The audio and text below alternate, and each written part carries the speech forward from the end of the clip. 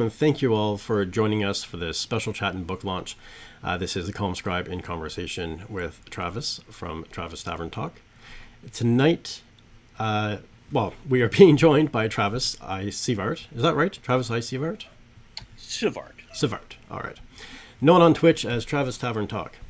Travis hosts a stream which covers a variety of topics, including poker, pipes, drinks, and of course, writing, where he writes and edits his novels and actually records podcasts as well live on stream. Yes. Travis is a prolific author, writing fantasy, science fiction, speculative fiction, social DIY, and more, and he joins us tonight to discuss his upcoming book, Silver and Smith and the Doppelganger's Gate, a sci-fi cyberpulp described as the child of Indiana Jones and cyberpunk. If that doesn't get your attention, I don't know what's going to. I love that description. Thank you very much. Yeah, that's going to come up in some of the questions I have for you. So, also on tonight's menu is a small Scotch tasting. Like we said, we're going to be tasting the Writer's Tears. I've got my dram already pulled. One of the hardest parts is having it sitting here and leaving it alone for the time being. Well, I brought a Guinness. Excellent. I've actually got a cider on the go as well. I saw. I was curious what you were drinking earlier. Yeah, it's a apple cider. It's easier on my system since the accident. I find understandable. Yeah, beer can be issues. But I've got the nice thing with this is I set myself a Scotch allowance, and I knew I had a bottle left, but I only had about this much left in my bottle. So I ended up deciding that part of the Scotch allowance had to go to a brand new bottle today, or yesterday actually. So there is a new bottle to help offset what's being the dram pull tonight. I think that's a pretty good offset, a bottle for a dram, right? That's how you replace it. I would trade that any day.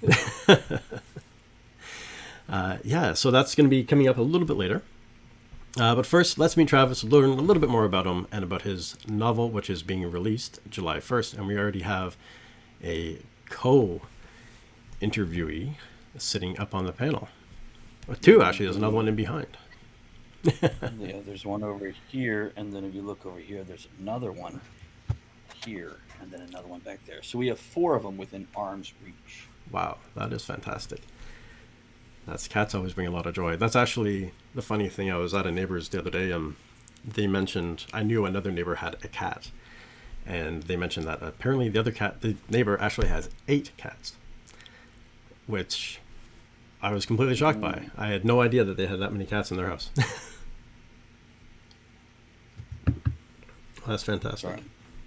Calling the cats down as they wander by the mic. All right. Okay, so yeah, welcome, Travis, and thank you for joining us tonight. So if you'd like Travis. Pleasure. Yes, excellent. So if you'd like to just let us know a little bit about yourself, and we'll go from there. I do like pina coladas and long walks in the rain. I'm not into health food, and no, that was the 70s. I got past all that. A little bit about myself. I am let's say struggling artist. I don't think starving artist really fits my physique. But yeah, longtime writer. Apparently, it's always been this way even before I was putting stuff down. And just delighting in creating in any aspect, from music to writing to cooking to spray paint art on the street corner to oil paint and everything in between. I join you there, definitely. That's always been something for myself. Baking, cooking, music as well, though not so much anymore. I'm trying to find my way back to it. But even construction at some points, like building things, there's just something about, and painting as well, there's just something about making something from nothing. Right. And knowing that it came from you. It's just this, be it food or construction or words on a page or anything like that, you're building worlds, you're building things. It's fantastic. Creating is good for the soul. It is. And it's amazing what it does for others. It does. It inspires theirs. Yeah. Makes them want it. It definitely does. So, to say that you're a man of many hats, or pipes, as you know, as people that follow you know that you smoke a pipe on stream. I do have two loaded. Excellent. Uh, so to say that's quite an understatement. A lot of people in chat are going to probably find this pretty interesting if you didn't already know this. But you are a writer, podcaster, streamer, a duke, a baron, and a knight. You beta Yes, tested World of Warcraft. You've been playing Dungeons and Dragons since 1984 and have been writing in the same world you began writing on your 13th birthday. correct. And if that's not enough, you've also heard that you were once a king for 3 minutes. For 3 minutes, This is a. official. So is this before or after you were knighted? And I got to hear the story. Like, how were you officially a king, and of where? Now with the two knightings, I'm trying to remember what order they came in. I want to say both the knightings were before the kingdom. So what do you want to know about first, the knighting or the kingdom? Well, let's start at the beginning. Let's go with the knightings. Okay. Um, there was a small isle in the UK, in the British Isles, called the Isle of Man. Have you heard of it? I have. Okay. And are you familiar with the reality show about the American guy who claimed the title of King of Isle of Man because he was one of the last living descendants of the last king that ruled there? I don't think I saw that show. I think I'm going to look it up though. I'm trying to remember the name, but this was a buddy of mine. Okay. And we had hung out, Drew and I, for a while, and his wife, Pam. And yeah, when he got that show and he started knighting people and giving out titles, and that's where I got the Baron and one of the knighthoods. All The right. other knighthood was back in the 90s. There was a young man in California that wanted to put a king on the throne of America. Okay. And I was knighted by him. When I say young man, I was, I don't know, 20, 21, and he was, 30 or whatever. So now, in my perception, he was definitely young. Hey, Ted. Hey, welcome, Ted. Wait, what? Yeah, see, we're learning some new things about Yeah, knights and and kingdoms.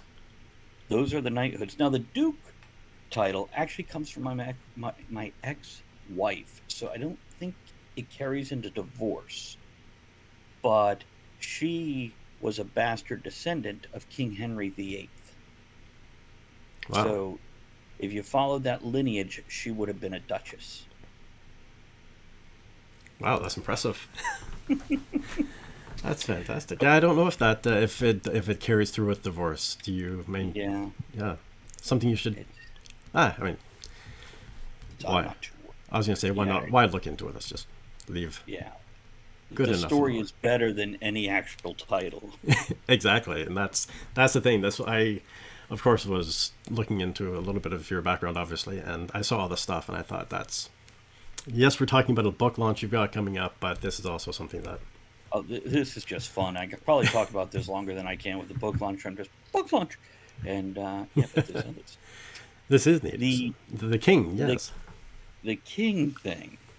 Um, a small area in Ireland is still officially a different kingdom, and there was a company that you might have heard of that bought it. That company was Cards Against Humanity, Yes. and they sold their holiday set. And if you purchased the holiday set, or they sent you, like every week you get something for 8 weeks or something like that, the final thing was a 3 minutes of being king, and they assigned you the date and time where you would be king or queen of that land for those 3 minutes.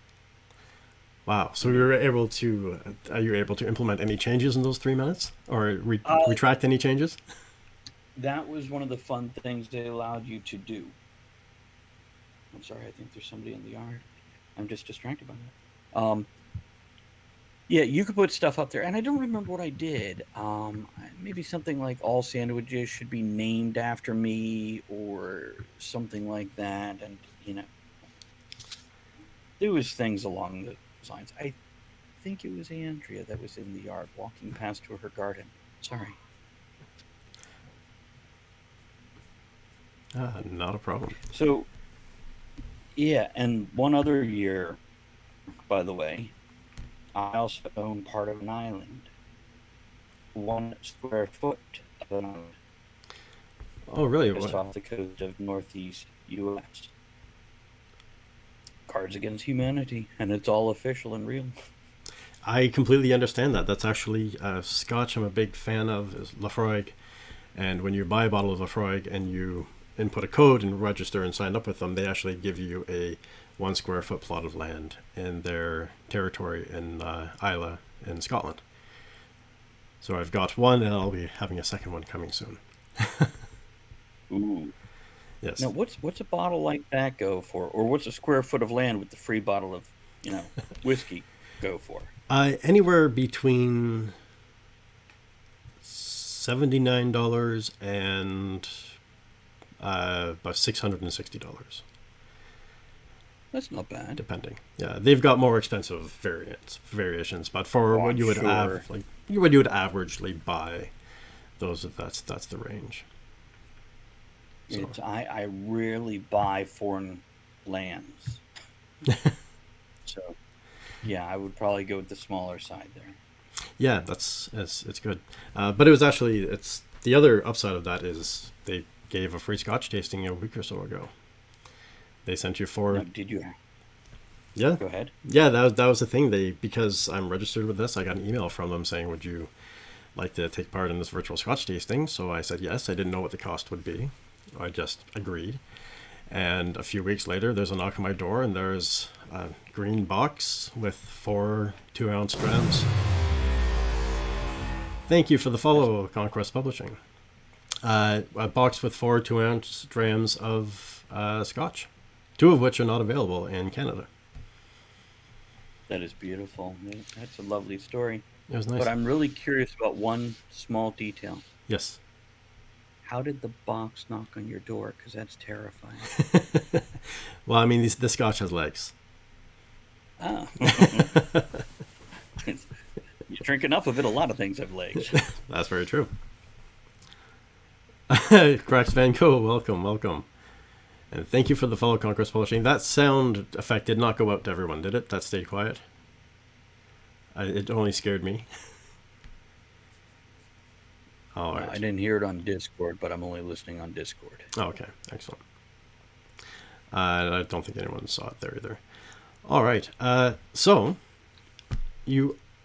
I also know this is an interesting thing that's going to give away a little bit about me as well, but I also know that you began paranormal research in your teens, and you've got a doctorate in metaphysics. What many here don't know about me is that I actually do paranormal research as well. Not as much as I used to, but Oh, I'm a paranormal researcher as well. And I used to give guided ghost tours and research haunted sites. So are you still a paranormal researcher? at heart, yes. And I have a Virginia based group that I could call upon to go do things. But it was about a year before COVID. So it was a matter of getting people together and starting things up, and it kind of stalled out. Then COVID hit, and I think we all forgot about it. But yeah, it's Virginia Investigators of the Paranormal. So it's the VIP group. Very And nice. yeah, so it's not something I have done a lot recently, but at heart, I'm always looking for something more out there and around us. I think as a writer, that's definitely a shared trait. I've always been like that, and I've always been interested in paranormal and things that are beyond us. That's why I'm designing an alien race as as we speak during in my book. Um, but yeah, it's the same thing That's for much me. better than in the basement. Then in the basement, yes, exactly. That's to come afterwards, though. I mean, I have to figure out what they are first, right? That's right. And lay Blueprint down the first. groundwork. That's a thinker. Good job. Well done. But But yeah, it's been a long time since I did it as well. But it was interesting to go and look into these different things and do the guided ghost tours of some various haunted places that were pretty well known. And it's an interesting field to be in. We have a lot of those guided ghost tours around here where I am in Virginia. We probably, within an hour can go to six different ones. An hour drive from where we live, not in the same hour. And yeah, then there's other places. And I think we're going to try to go to New Orleans this November when it's nice and autumny and spooky. So, and I know we do like to look at graveyards. So maybe we'll find a haunted tour there also. That'd be interesting. Have you ever had any personal experiences in your travels? Yes. Yes. Probably about a half dozen that I can explain supernaturally as easily as I could explain it away naturally, but I had proof of neither. So I don't have evidence or proof, but I have had experiences where you're like, well, it could be this or it could be that, depending which way you want to believe. Yes, I completely understand that. I've got a few of those experiences myself, doing guided tours in haunted places. Things happen, and having access to these places as well after hours or off hours, things can happen as well. That, like you said, there could be a logical explanation in the physical realm, albeit really heavily pushed Right. as an explanation. Like you would really have to suspend a lot of disbelief to kind of believe the physical explanation of it. Right. And then there's another side of it. Well, it's kind of living up to its reputation. Now, a fun thing I've done with this is I've been able to take my personal stories and experiences and work them into different books of mine in different places, or my theories that I have expressed, in that arena. I've worked it into different characters. So I still get to share the thoughts and ideas that I have in real life through characters, which is kind of fun. That's one of the things I love about writing, is being able to express an idea that, maybe it's too convoluted, or maybe it's just something you don't want to sit down and have a conversation of, but to plant that seed. Right. Yeah. It also works great as pointers to sell the books when people say, hey, have you ever had any experiences? I'm like, well, if you go look at this book, Journal of a Stranger, Volume 2, it has my whole theory on what ghosts and demons actually are. Nice. That's a Yeah. very good angle. I like that. That works really well. Actually, just had that conversation in chat just a day or two ago. Oh, really? Yeah. Well, and that's something that I talk about in chat as well, that I like about in science fiction, is I can come up with some fabulous ideas for new projects and new technologies and ways of communicating and travel and things like that. I've got no idea how to do it. But if I can plant the seed of an idea in someone's head, the way the tricorder did the cell phone, then Right. we could have some fantastic things down the road. That's right. How to genetically engineer your own alien in your basement. Exactly. And that's actually something that I have to look this place up again, but there's a writing group, I think, in the US, and they actually have a R&D department attached to them. So it's a group of writers that work together in this office, and they're science fiction, and they do some other forms as well. But they've got a research and development team, so that when they come up with a scientific advancement in one of their stories, they have an R&D team that actually researches it and starts developing it and trying to turn it into a real life object. That sounds like it could be the writers of The Expanse. Oh, really? Yeah, it's one pen name. I believe it's James S.A. Corey, but it's two authors there. And yeah, they some incredible sci-fi and great character building. They get really good at the internalization and everything. Well, I'm gonna have to. I haven't watched The Expanse yet. I'm gonna have to get into that. I've watched it and read it. Watched everything that they put out so far. Read all the main books, but something cool the authors have done is they have, like, I do a lot of audiobooks because I have a long drive to and from work. So in that 2 hours, I can go through a book in a week because that's 2 hours a day. Yeah. So with theirs, they have like shorter 2.5 hour audio books that are like side adventures of the main characters when nobody's around. Oh, really? That's really Yeah. neat. Yeah, it's a great kind of short story thing where you get to explore a single character outside of the group dynamic and give them their own history, background, activities. And there's John of Conquest Publishing again. He's done a Excellent. couple shows about science and sci-fi with me. Oh, really? Well, welcome, Yeah. John. Science is fun, and that's the thing. It's just an amazing thing to be able to just let your mind go and come up with, like I like to put it, come up with ideas and have someone much smarter than you do something serious with them. Yeah, Yeah, I'm the catalyst. exactly. But that's the thing that we need. We need, and that's one thing I've always said, that science and art go together. I You need the creativity and you need the know-how to be able to put these things together. It's not. I don't think it should be an either-or situation.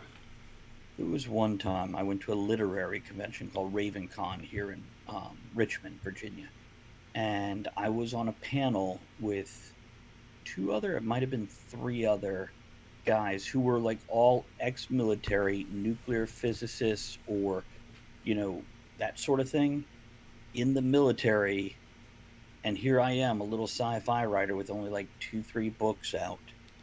And we did this panel, and afterwards, two of the guys came up to me and they're like, "It was incredible having you there. It's guys like you that inspire guys like us." That's beautiful. And Yeah, that's the ever present hope, right? Is that this is what is going to happen. So to get confirmation is absolutely amazing. yeah, absolutely. I love that. So there's a lot more that we can go into and uncover about you. But we're also here to discuss something really exciting, and we've been teasing it off the top, which is your soon-to-be-released new book, Silver and Smith and Doppelganger's Gate. See, I thought it was going to be the writer's tears. I was getting all excited. Shortly, shortly. So that's another good tip. If anyone out there is joining us and you have a bottle of Writer's Tears, now is a good time to pour a dram and suffer alongside us, smelling it until we can have a drink. It's a good idea. I just sat here staring at the bottle. I wasn't letting it breathe or anything. Oh, there you go. Yeah, I bought these really lovely Glenlivet Scotch glasses, and they're tulip shaped and really allow the aromas to flow out. Nice. I saw those earlier. Now, in the other side of the spectrum, no, do you have Ollie's up there? Ollie's, I don't think so.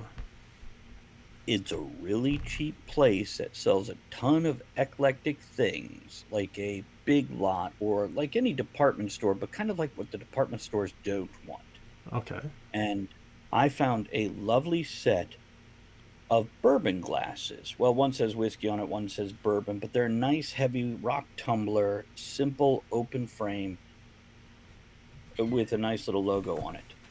And if you'll pardon me, I apologize to interrupt, but one of my cats needs into the executive washroom.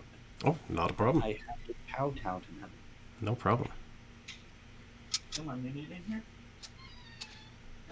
I'll let you. So yes, there will be a Scotch tasting shortly. We're just gonna do a bit of a sampling and just Go, have fun again. discuss Might just be talking. our thoughts on it. My apologies. What were we asking? We were just talking about your Scotch glass. Oh, yeah. It's funny because I'm watching the stream as I'm talking to, you, and of course we're way out of sync any more than any Godzilla movie I ever saw in the '80s. Yes, that's definitely it. Yeah.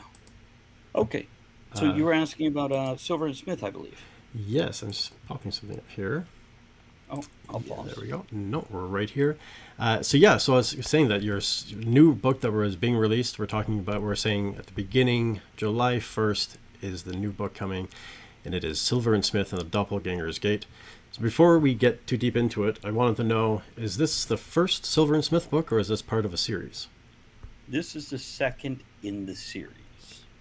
So when So, people rush out to buy this book, they should get the other one as well and read it first. not at all. Okay. I purposely created this series like the Indiana Jones movies or the the Pirates of the Caribbean movies.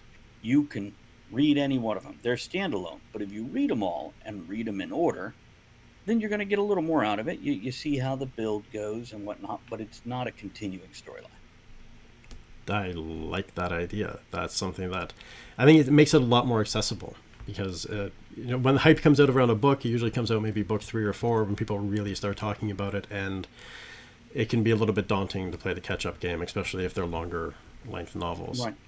Or if you pick it up and don't realize it's a series and you're like, wow, this is great. Oh, wait, I'm in the middle of something here. Exactly. Do I go back? Do I have to?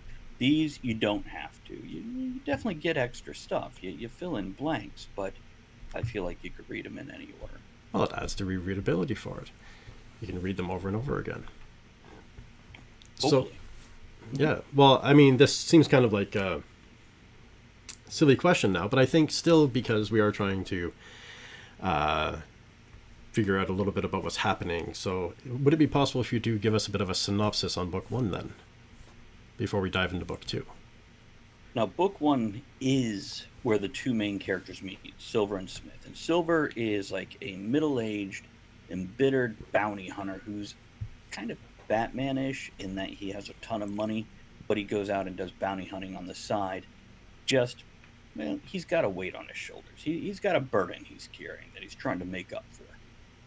And while recovering something from the Emperor's tomb in China, he runs across Smith, who is Henrietta Smith. And she's a young, idealistic archaeologist who's always nervous about doing the right thing and hurting people's feelings. And they have this beautiful dynamic between the two of them. And when they do finally get together in London, after returning from China, they're approached by somebody else who says, I have found an ancient artifact that is, myth says, is a genie's lamp. And there are crime families from all across the world trying to get a hold of this. I need you to get it first. Okay. So a question with that, and leading into book 2, is when you're doing the books in this format, do you have to reintroduce your characters in each novel? And if so, how do you do that without it becoming redundant for the reader coming along? A lot of my character building is through movement and action. So instead of saying he wore a black suit with a red tie, he adjusted the red tie, in contrast to the black shirt. And I build that as a scene as opposed to just a flat out description. So hopefully the movement of the description and the actions going on around the description make it interesting no matter what.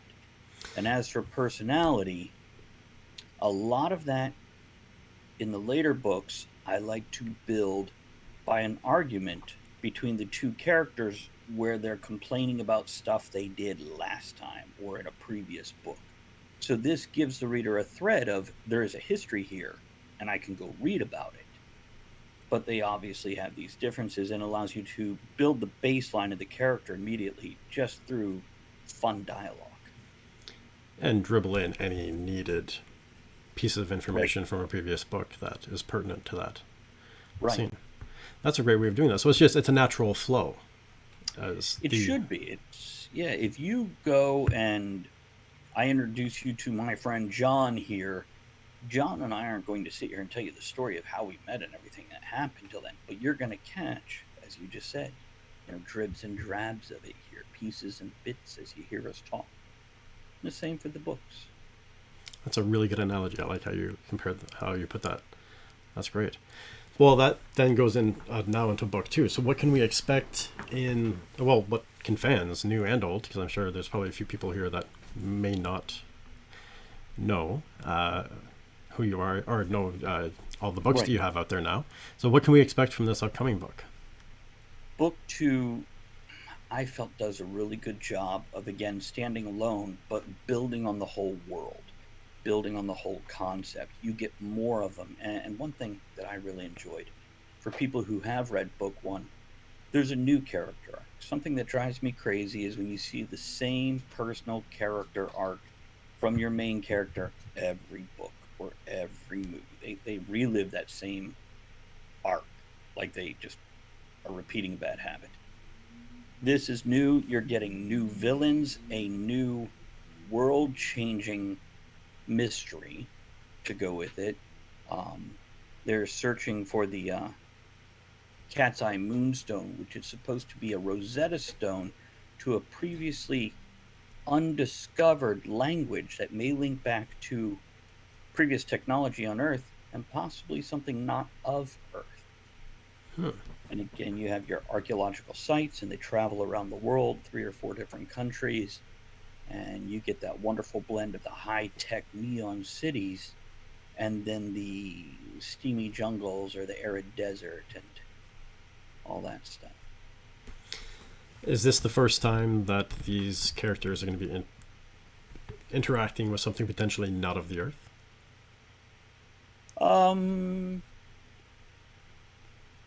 yes and no, because in book one, there are things out of myth and legend that perhaps it's not of modern Earth, but Ah, there are things from the far distant, well, lost to the mist of history and mystery. yes. Something with this new book, though, I think I had a writing epiphany somewhere in it. Because when I went to edit it, I found my personal editing, was very different than anything I had done before. Really? So, yeah, I think I hit a growth spurt and didn't realize it. That's fantastic. So this is definitely something new and fresh for your readers to take a look at.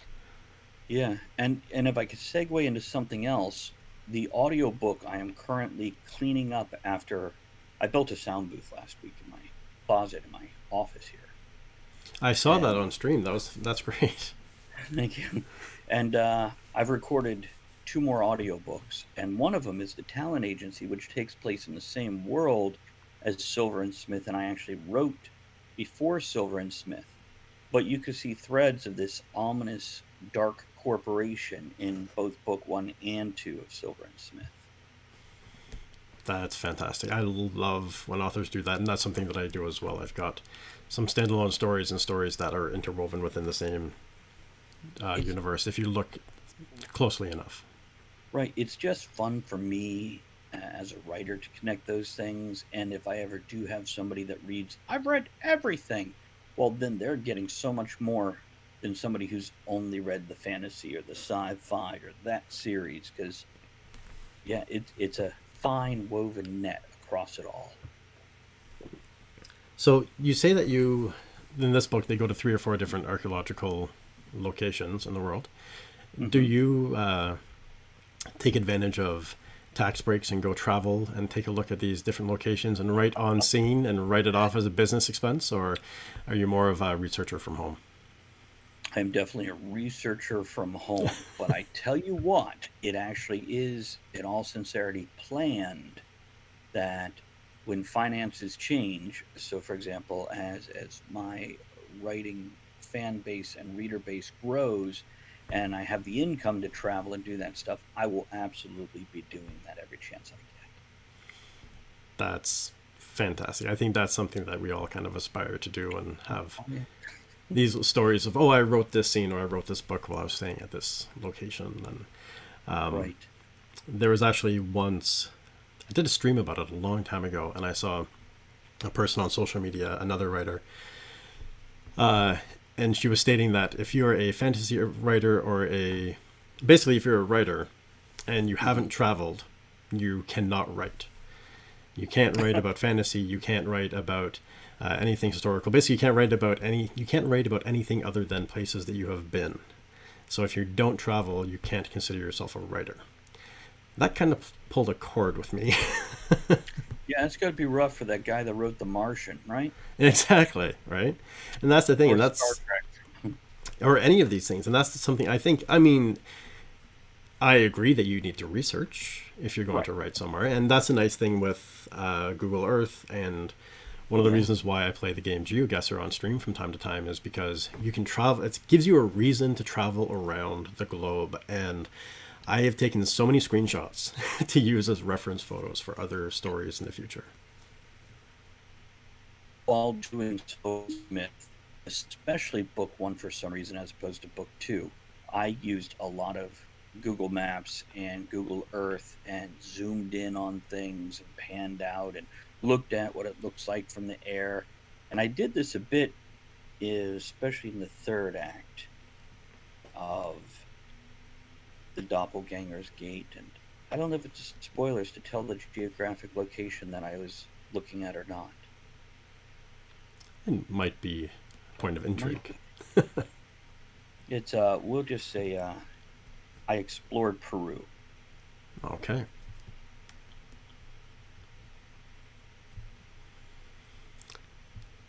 And how did you find that research when you did that? Did you find that you gained a lot of insight that changed the story that you were as you were writing it, or did it just give you kind of Well, confirmations and points of reference that you can go to? I confirmed or grew my knowledge that I already had. This was something I've been fascinated about since I was very young and have been researching for decades. And it's one of the places I definitely want to go. And I realize at this point in time that area in Peru is actually kind of boring. I mean, it's mostly desert, but yeah, still want to go there. Still want to look around. Well, there's the mystery, and there's the draw of all these years calling you. There is, there is, and yeah, I don't know if I'd want to be the explorer that goes to, for example, I've heard of lakes in the Andes that they have found ancient batteries in that use alloys that we didn't have the technology to make till like 1920. Hmm. And they didn't discover this lake till after that, and it's only accessible by helicopter or whatever. Yeah, I don't think I care to do that kind of exploring. I don't want to be lost in the jungle with the possible of some venomous insect taking me out and me never leaving again. But yeah, I definitely wouldn't want to go walk the pyramids in Central America and the Nazca lines in Peru and really anything like that. I completely agree with you on that. I mean, I would like to go experience some of the other places as well. I like to be a bit of a risk taker. But the way you framed it with the venomous insects and snakes and things might Yeah, give me leave for pause. yeah, I don't mind going off the beaten path, but I don't want to go where there's no paths. Yeah. Well, and that's like we were talking about on a stream previously of mine that I was one of the viewers was from Australia, and we're talking about how so many things in Australia want to kill you, but most of the things that want to kill you are really small. And up Right. here in Canada, most of the things that want to kill you are really big, and that's why I prefer being here because if a moose is coming at you, you're going to see the moose coming. It's not going to catch you by surprise attack. I mean, you may not be able to get away, but at least you know it's hitting you. Right. Yeah. It's not just ow. What's that? Exactly. So that's the thing. So even in the jungles, there's too many things that you can't really see or that can too easily hide in a boot and sneak up on you. Oh, you know what I forgot to do here? Hold on, I gotta do this. Oh no, I already am. Good. I was making sure I was hosting your channel. Oh, excellent. Thank you. Absolutely, you're on auto host, so apparently it took precedence over others. Oh, that's convenient. That's very nice. Uh, so let's take a look here. Is there anything that we can learn about, or anything else that you wanted to discuss about book two that we haven't covered yet? And is there anything coming up on book three? But before we get to a possible book three, um, yeah, is there any final thoughts that you have on book two? No, I think I kind of covered it. I feel like I laid down a little, breadcrumb trail there and talked about a few of the differences without giving much away. I think I'm good on book two. Besides, once again, the pre-order is out there now. It is launching July 1st, 2021. There will be a launch party on my stream, and if anybody wants to join the book launch team, just come by my stream. We'll get you a free copy, and if you can leave a review and show us um, a screenshot showing you purchased the pre-order or after it came out, we'll get you a copy of another book of mine for free. Oh, and I know, I guess I could say this. In case anybody catches this soon enough, don't tell anyone else, but on the 21st through the 25th, book one will be out for free for those 5 days. There we go, chat. There's your opportunity to get caught up on book one so you get the full experience of book two. And I have to say, I'm actually a proud person on the book launch team. I have my own copy Thank you. that I'll be sitting down and going through. But another thing before we get into book three, it's fantastic that the book is going to be released for free for a couple of days, and that it's really exciting that this other book is coming out. Where can we get it? Now, you can get it predominantly at Amazon. Amazon across the world, it's available. But also keep in mind with my distribution through Amazon, you can find it at Books A Million, Barnes & Noble, Walmart.com, Target.com, etc. So it's out there online because they're just actually ordering it through Amazon. Oh, there we go. That works. So that's a very good net. So we're going to have more information about that at the end of the stream. We'll remind people of how to access that. And I'm just going to do another quick. For those of you not already following, oh, that's not going to work. I have to apologize. I do not know why I keep putting a S at the end of this. That's okay. Because the tavern is haunted. Exactly. There we go. Yeah, So the there. tavern talks. Oh, fun fact. My latest writing project is actually loosely based off the tavern, but it'll be on Kindle Vella and it's episodic. Have you done an episodic story before? Yes and no. Talent agency that I mentioned in a few of my earlier books, they are what I call a short story cycle, or what used to be called a short story cycle, which, if you imagine Sherlock Holmes, oh, I got a book of Sherlock Holmes. No, you have 12 short stories of Sherlock Holmes that are interconnected because they refer to the old mysteries. And you might get a continuing villain through it, but he's not in every story. And that was a short story cycle. Or Fafford and the Grey Mouser by Fritz Leiber, if you're familiar with that. Not of that one, no. Oh, incredible fantasy. He is the guy that basically created swords and sorcery. He is the guy, besides Tolkien and a few others, Gary Gygax took from his influence to create Dungeons and Dragons. Really? Yeah. I don't know how I've not come across this. It's stuff written in the 60s and early 70s and stuff like that. And they're short, quick reads, and the style's a little different from modern style because it was 50, 60 years ago he wrote this, but still fun adventures. You got your sneaky little thief and your big barbarian. They're doing all the things together. You can even see that carried straight through into the Dragonlance novels with the main character Carmen and the Kinder character Taz. That was always running around stealing things. And you can also see it in Han and Chewie. Yes. From Star Wars. That is a rogue and a barbarian right there. Yeah, and then again for Marvel, you've got Rocket Raccoon and Groot. That's right. A beautiful example of that, especially, and I think with Rocket, very beautifully portrayed. He is a hilarious little scamp. I agree. So you asking about book 3, right? Yes. Is there a book 3 that's going to be coming? When? My writing schedule is based on the interest of the readers at this point in time. That being said, I do have book 3 in the planning stages.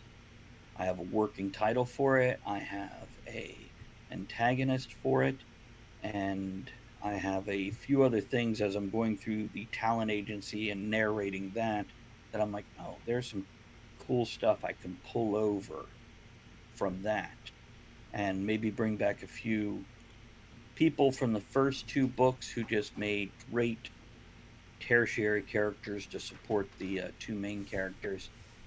And it's always fun to see those repetitive characters, kind of like in Indiana Jones. The Egyptian fellow, who I can't remember his name, but he was later on Sliders. Yeah, Warehouse. I'm terrible for names. Yeah, I don't remember. Sala was the character's name. Okay. And his name is John. Isn't he the one that also played Gimli? I'm not sure. Doesn't matter. Okay. But anyhow, yeah, so book three is brewing and percolating in the background while I work on these other projects. And it will probably come to life no matter what because I enjoyed writing it. That's excellent. That actually brings up a question that just popped up to me. And Mm. I talk on my stream with the Lion of Archinomus about writing a trilogy and having so many, when you're inventing all these new worlds and places and things, and so many points of interest that you have to keep track of and make sure that everything intertwines and somehow connects. And the way you're doing it with very thin threads that are going and connecting things through. What is your plotting style? Do you plot? Do you pants? How do you, when you're working on different stories, different books, and thinking and planning of other things in the back, do you take notes in a notebook, or do you actually plot things out and put your ideas down, or how do you function on that end? Do you have a moment so I could tell you about our Lord and Story Savior, the Reporter's Notebook? I carry a reporter's notebook everywhere, and I used to carry steno pads.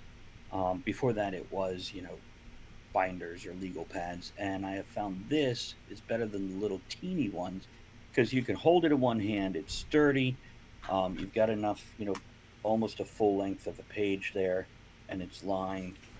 But it fits into my back pocket, or if you have the pants with that little side pocket to carry your phone, that fits into it. And yeah, they're just terribly handy. So I highly recommend to anybody who needs to keep notes for any reason, take a look at reporter's pads. Um, well worth the investment of picking them up 12 at a time if you're a note taker of any sort. That's a great point, and that's something that's better than buying journals or those other things. I'm the same way. I've always got a notepad with me at all times that I Right. can write with. Falling asleep, And I use the AI in my phone to take a note. it's I still lean over with the notepad and use my phone for light so I can write on my notepad. That works. Um, but other than that, I am somewhere in between. After writing my first novel, I realized, due to feedback, how important pacing is. And in that sense, some plotting is needed. Now, it could be, for me, the most utmost simplistic of plotting in that Act 1, Act 2, Act 3, where Act 1 and Act 3 are the first 25 and the last 25% of the book. Act 2 is the middle 50%. And then you have a pinch point, plot point, midpoint, pinch point, plot point, Act 3. And that's enough structure for me. If I can keep to that, I'm good. Just to keep that pacing on target. That being said, when I get to a chapter, I generally try to keep similar chapter sizing throughout whatever book I'm writing, whether I decide that's a 2,000 word chapter or 5,000. Again, for pacing, your reader quite often gets used to your rhythm, and if you suddenly have a chapter that's 60 pages and your next one is 12 pages, it throws them off. Hmm. It, it breaks the rhythm. So I try to get chapters about the same. And what I'll do when I'm writing a chapter is I tend to do a few bullet points of what I want to hit in that chapter. And usually I have that set for about 3 to 5 chapters ahead. That's excellent. That works very well. Yeah, that's what I refer to the break in the two chapter sizes is what I refer to as a speed bump.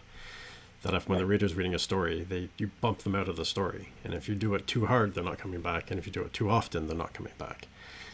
The whole idea is to pull them in and have them go along in a nice, like a riptide. They just get pulled into the current. The other day I had somebody reading the ARC copy of Book 2 of Silver and Smith. And he had me muted and had the stream up, and suddenly he pops up and starts swearing at me. He's like, "That's not how you end a chapter. I can't put it down." I'm like, "Yes, thank you for the feedback." Uh, That's beautiful. That's the kind of organic feedback you want. yeah, yeah, absolutely. Where he's like, "Hey, dude, I'm finding it frustrating because, yeah, you've set it up so I can't close the book. I'm like, yay, I did that part right. Let's see about the rest now. There you go. Well, it sounds like you're getting a lot of it right. And it's nice to see, like, I've talked on stream before about the old style of plotting where it's the sticky notes on the wall, Hmm. where you're trying to move things around and keep track of the different points that you're going through. And my organizational style has changed a lot over the years, especially since my accident. I had to readapt to how I do things and change things. And so I'm kind of like you. I'm a bit of a mix as well. If it's a short story, I pants it, and I just go. Yeah.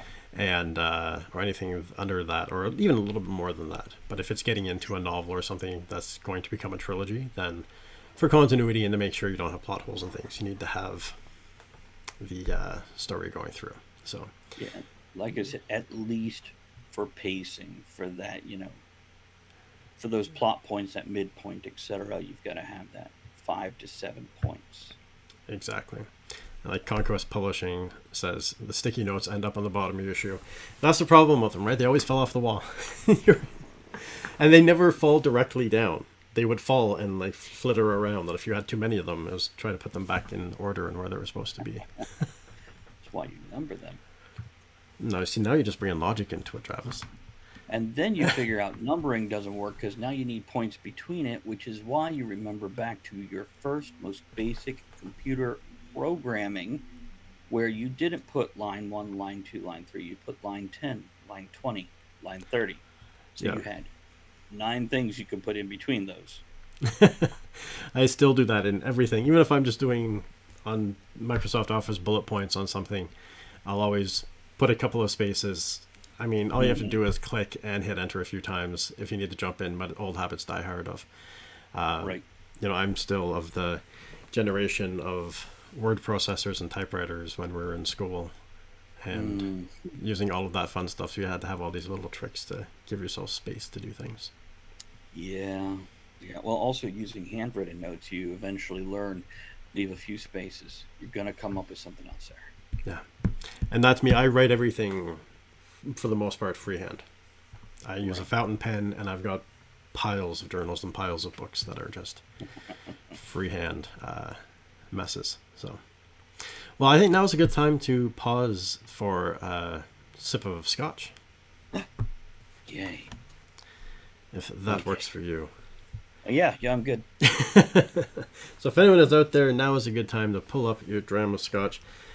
Just as a quick refresher to people, we are drinking the Writer's Tears Copper Pot Irish Whiskey. It's deep golden color, beautiful, beautiful scotch.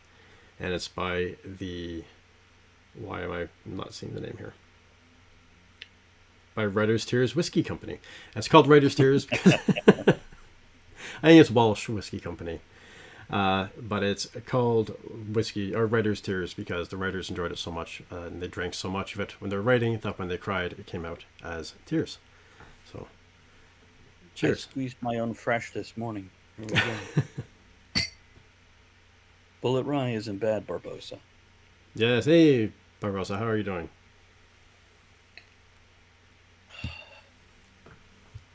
That is really smooth and mellow.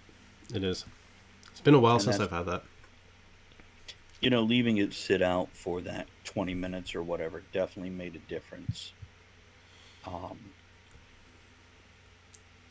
Yeah, that's nice. It's definitely mellowed. It takes away that initial. Not that this is ever harsh. I mean, you could drink it straight from the bottle and it's not terribly harsh. It's just mildly bitey. But to leave it sit, it's almost like putting 5 drops of water in it.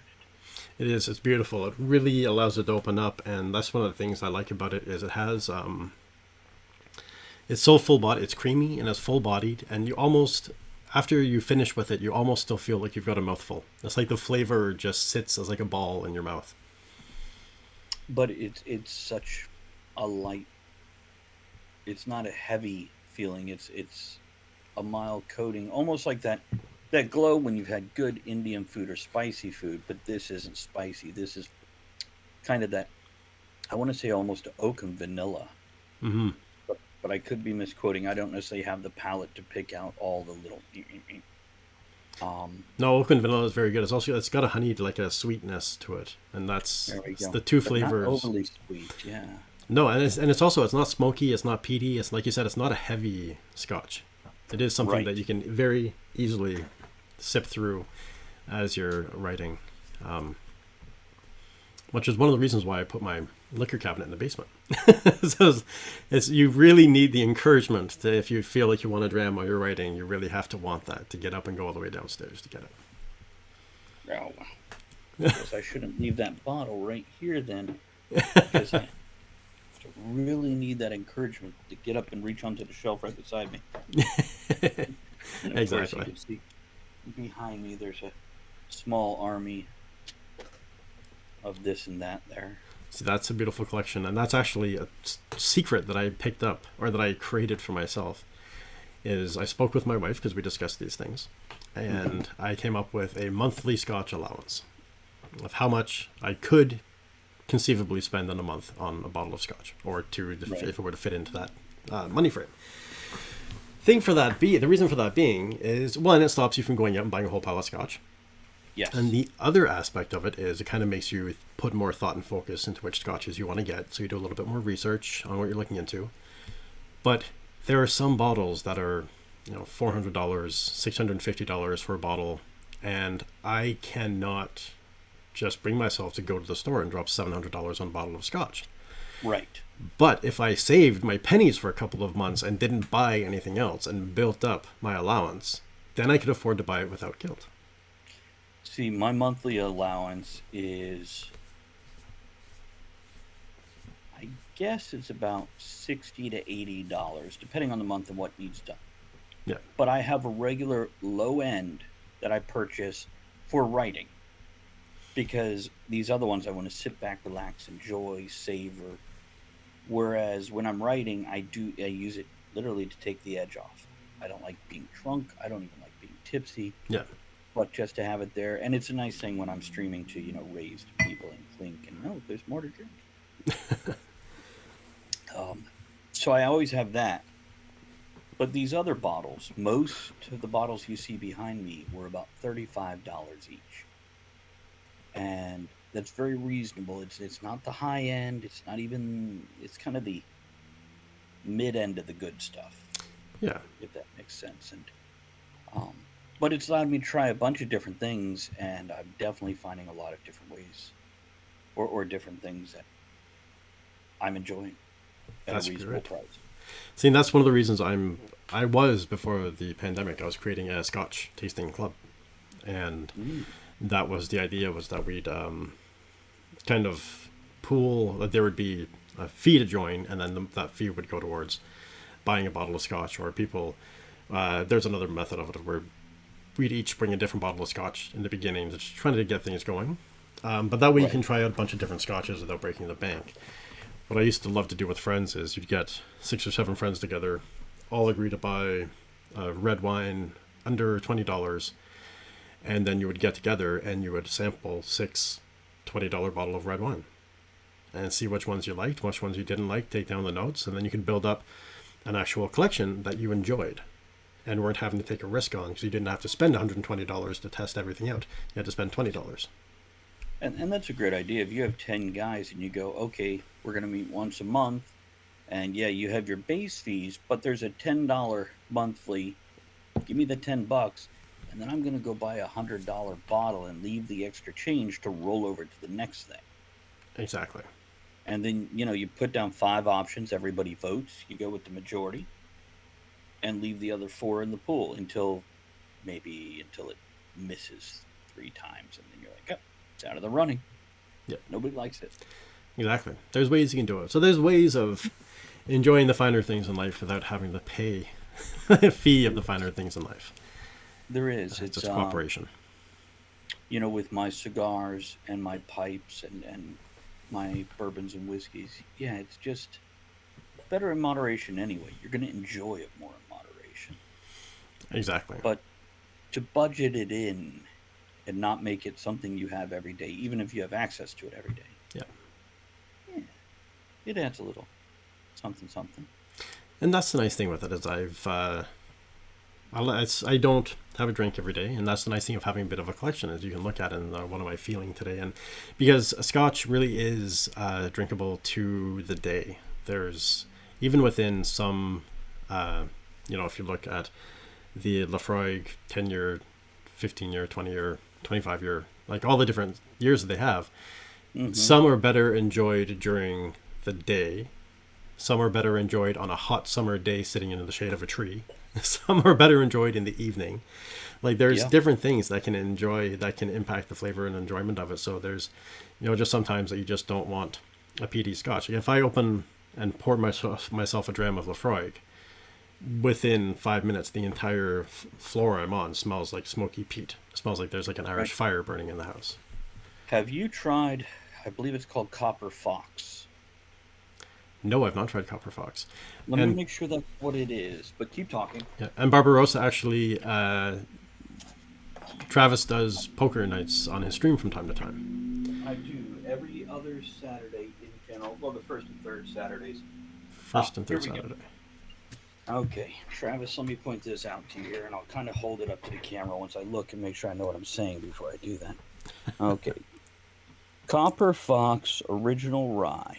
Let me hold this up to the camera here.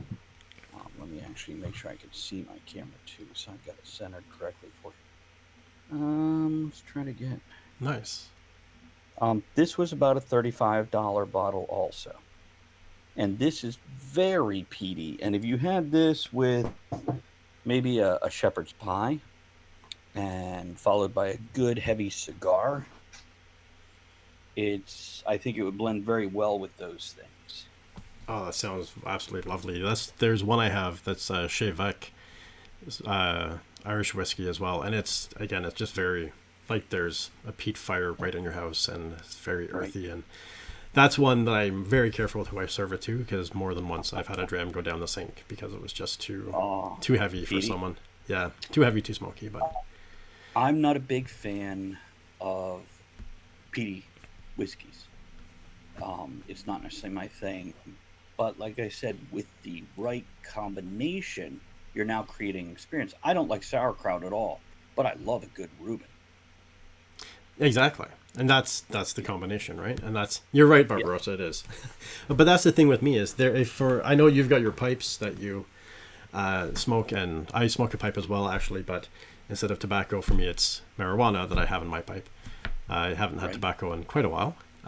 But it's actually very similar in a sense of the wine and scotch tastings, where there's a different flavor profile, there's different terpenes, there's different aromas to it.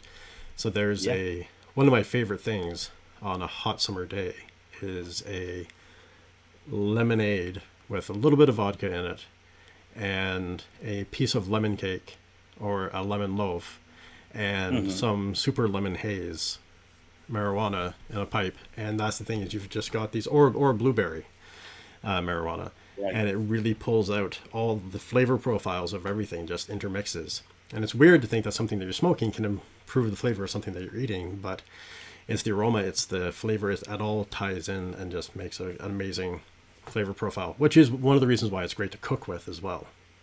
Yeah. Well, I have been matching cigars with wines and scotches and meals for a long time now, and I do the same thing with tobaccos and whiskeys.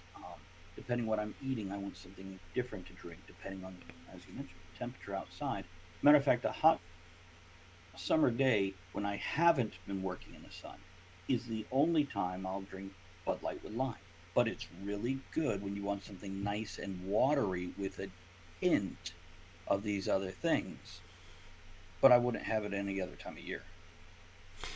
There's just certain flavors that do that. For me, this is oddly specific, but it has to be outside in the summer, in the sun, like on a patio somewhere or in your backyard, and fish and chips, battered fish and chips in a tin bucket with tartar sauce and a Creedmoor Springs beer.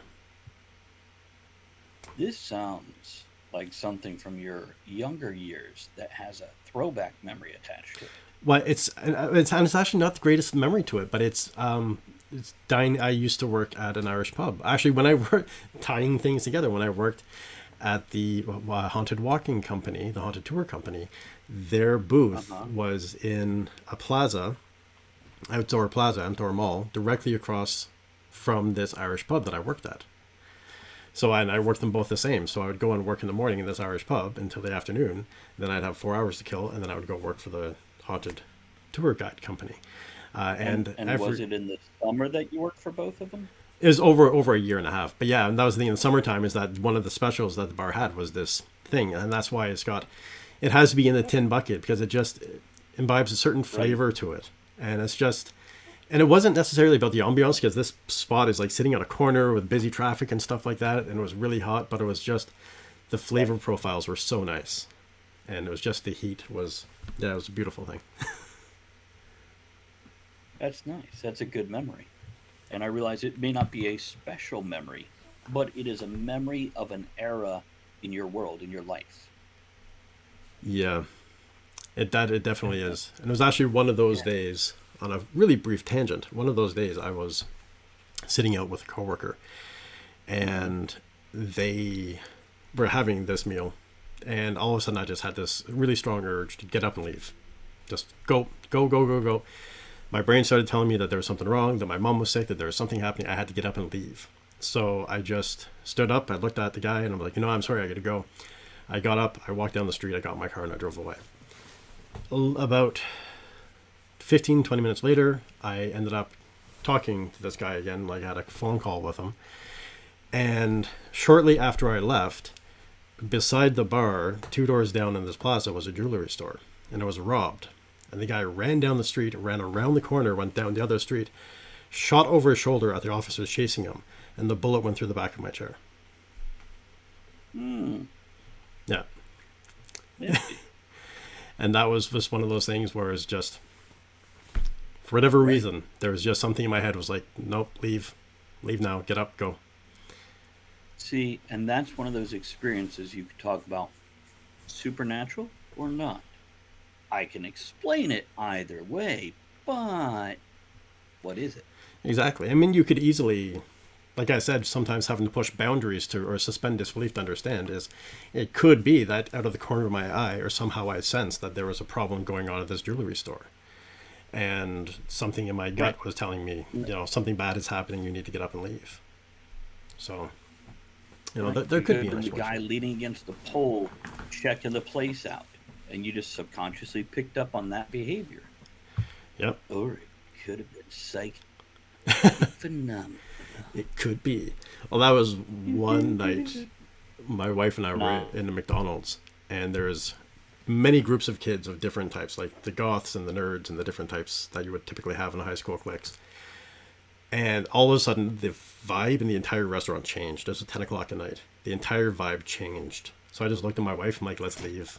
We packed everything up. We left.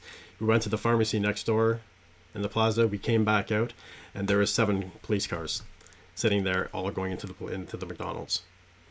And that wasn't anything psychic. That was just, you can tell when you're in a room and everything is kind of good and everyone's having a great time, and all of a sudden everything shifts, and you can just tell, okay, something really stupid is about to happen. It palpable tension that we mention when writing that everybody's like, what's palpable tension? Oh, you know if you've been there. Exactly. When the back of your brain is telling you this is no longer a safe space you want to be in, that's palpable That's tension. right.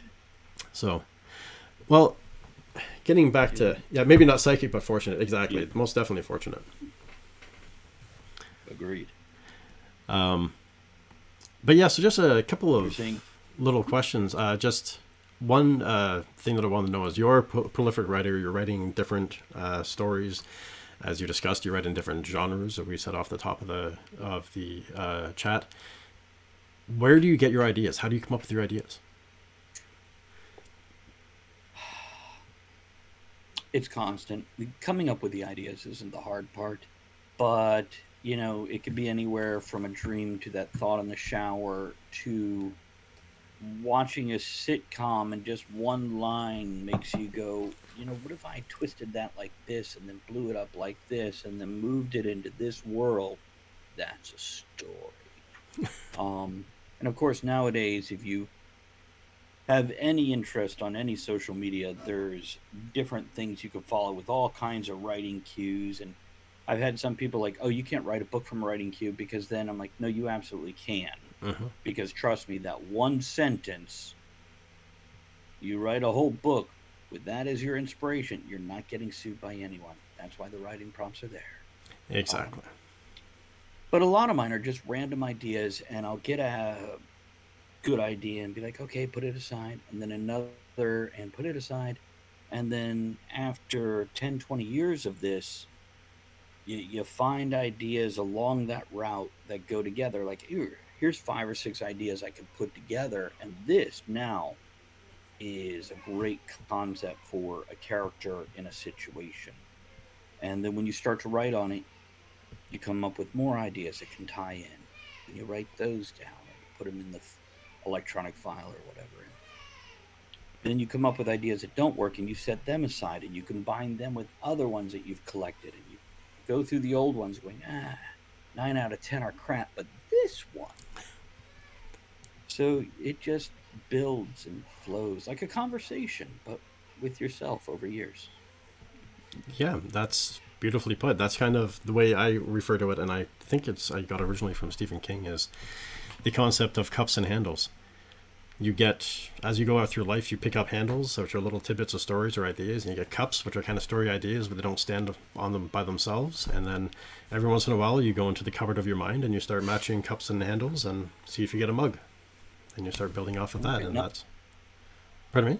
it's I hadn't heard that before. Yeah, so it's very, like you described it very well, and it's not, your description isn't the same, like, from that, but that's just kind Sure. of the way I look at it as well, is that there's, I'm not going to say there's no bad ideas, because I've had some very bad ideas and some ideas that should just never see the light of day. Right. I actually, there was one I finally, for the first time, told my wife, and I think she looks at me a little differently now. And her response to me with that was, do not, like, why did you tell me that? That's not something that is there. So there's a few. Conquest, maybe someday I'll share, but right now, like, this is just one of those things that the universe does not need existing within it. Now, Travis, have you ever read Red Dragon by, he wrote Hannibal and Silence of Oh, the Lambs? yes, yeah. Okay. Yeah, I can't think of his name. I read Red Dragon, and wow, it was one of those things. I imagined if I would never let my read, because I'd be single really quick. Just because going into the depths and plumbing the twists and the darkness of that mind of the different characters, you're Yeah. just like, wow, this is terribly interesting and terribly terrifying at the same time. Yeah, and I imagine that could be one of the ideas that you shared with your wife, that she's just like, I don't know if I want you in the room tonight. I'm Yeah, not mad at you. I'm just not sure if I want you there. that's just it. Like, how can your mind come up with that? And I've had friends, I mean, because I do write horror stories as well, some friends, say that kind of like, but it's like I like to say, writers take on the demons. And the nice thing about a writer is that we create the universe, we create the demons, we create the monsters, and we live with them in our minds, so that you don't have to. So that when you pick up the book, if it's too much, you can close it and you can walk away for a little while. But for us, once that's Hmm. created, that monster lives with us for the rest of our lives. I don't have that problem. No, your monsters leave, or you just No. don't create Well, monsters. I have closets. I've always been great at compartmentalizing. And yeah, I don't really have monsters either. I mean, to other people, they would definitely be. But me, I where I understand how they are, why they are the way they are. So it doesn't mean it's forgivable. It means I understand why Yes. they're not a monster anymore, because I've demystified them. See, that makes sense. So when I'm with my in their little closet and lock them away, but I do the same thing with my heroes and my triumphs and all that. It just gets, hey, time for the next thing. And that's it. I've written a story called The In Between, and that's where I go when I write. Where my wife knows I've got an idea, because I'll kind of glaze over and stare off to the side, and I'm lost in my head. And that's why I am, is in the where you can see all the worlds, you can see all the creatures, and the dark place with the monsters, and the place of heroes, and all that stuff, and just pop in and visit to see what your characters are doing from time to time. Yeah, yeah. I think that's what my notebooks are for me. That's my. Um, sorry, cat crossing. No problem. So I also wanted to know, what do you find to be the most challenging aspect of writing? And you're breaking up a little bit, but it's not too bad. Yeah, it's. Let me make sure. Check something on my internet here and whatnot. And, I'm glad your monster was tasty, Conquest. hey, how you doing? Um, okay, what was the question one more time? I already Uh, spaced out as I. no problem. What is the most challenging aspect of writing for you? Completing it. I love to start a story, but I have to make myself stick to it and continuously write on it. Otherwise, I will wander away about 2/3 in or 1/3 in. So there are humps that I have to get over. And yeah, that's pretty much it.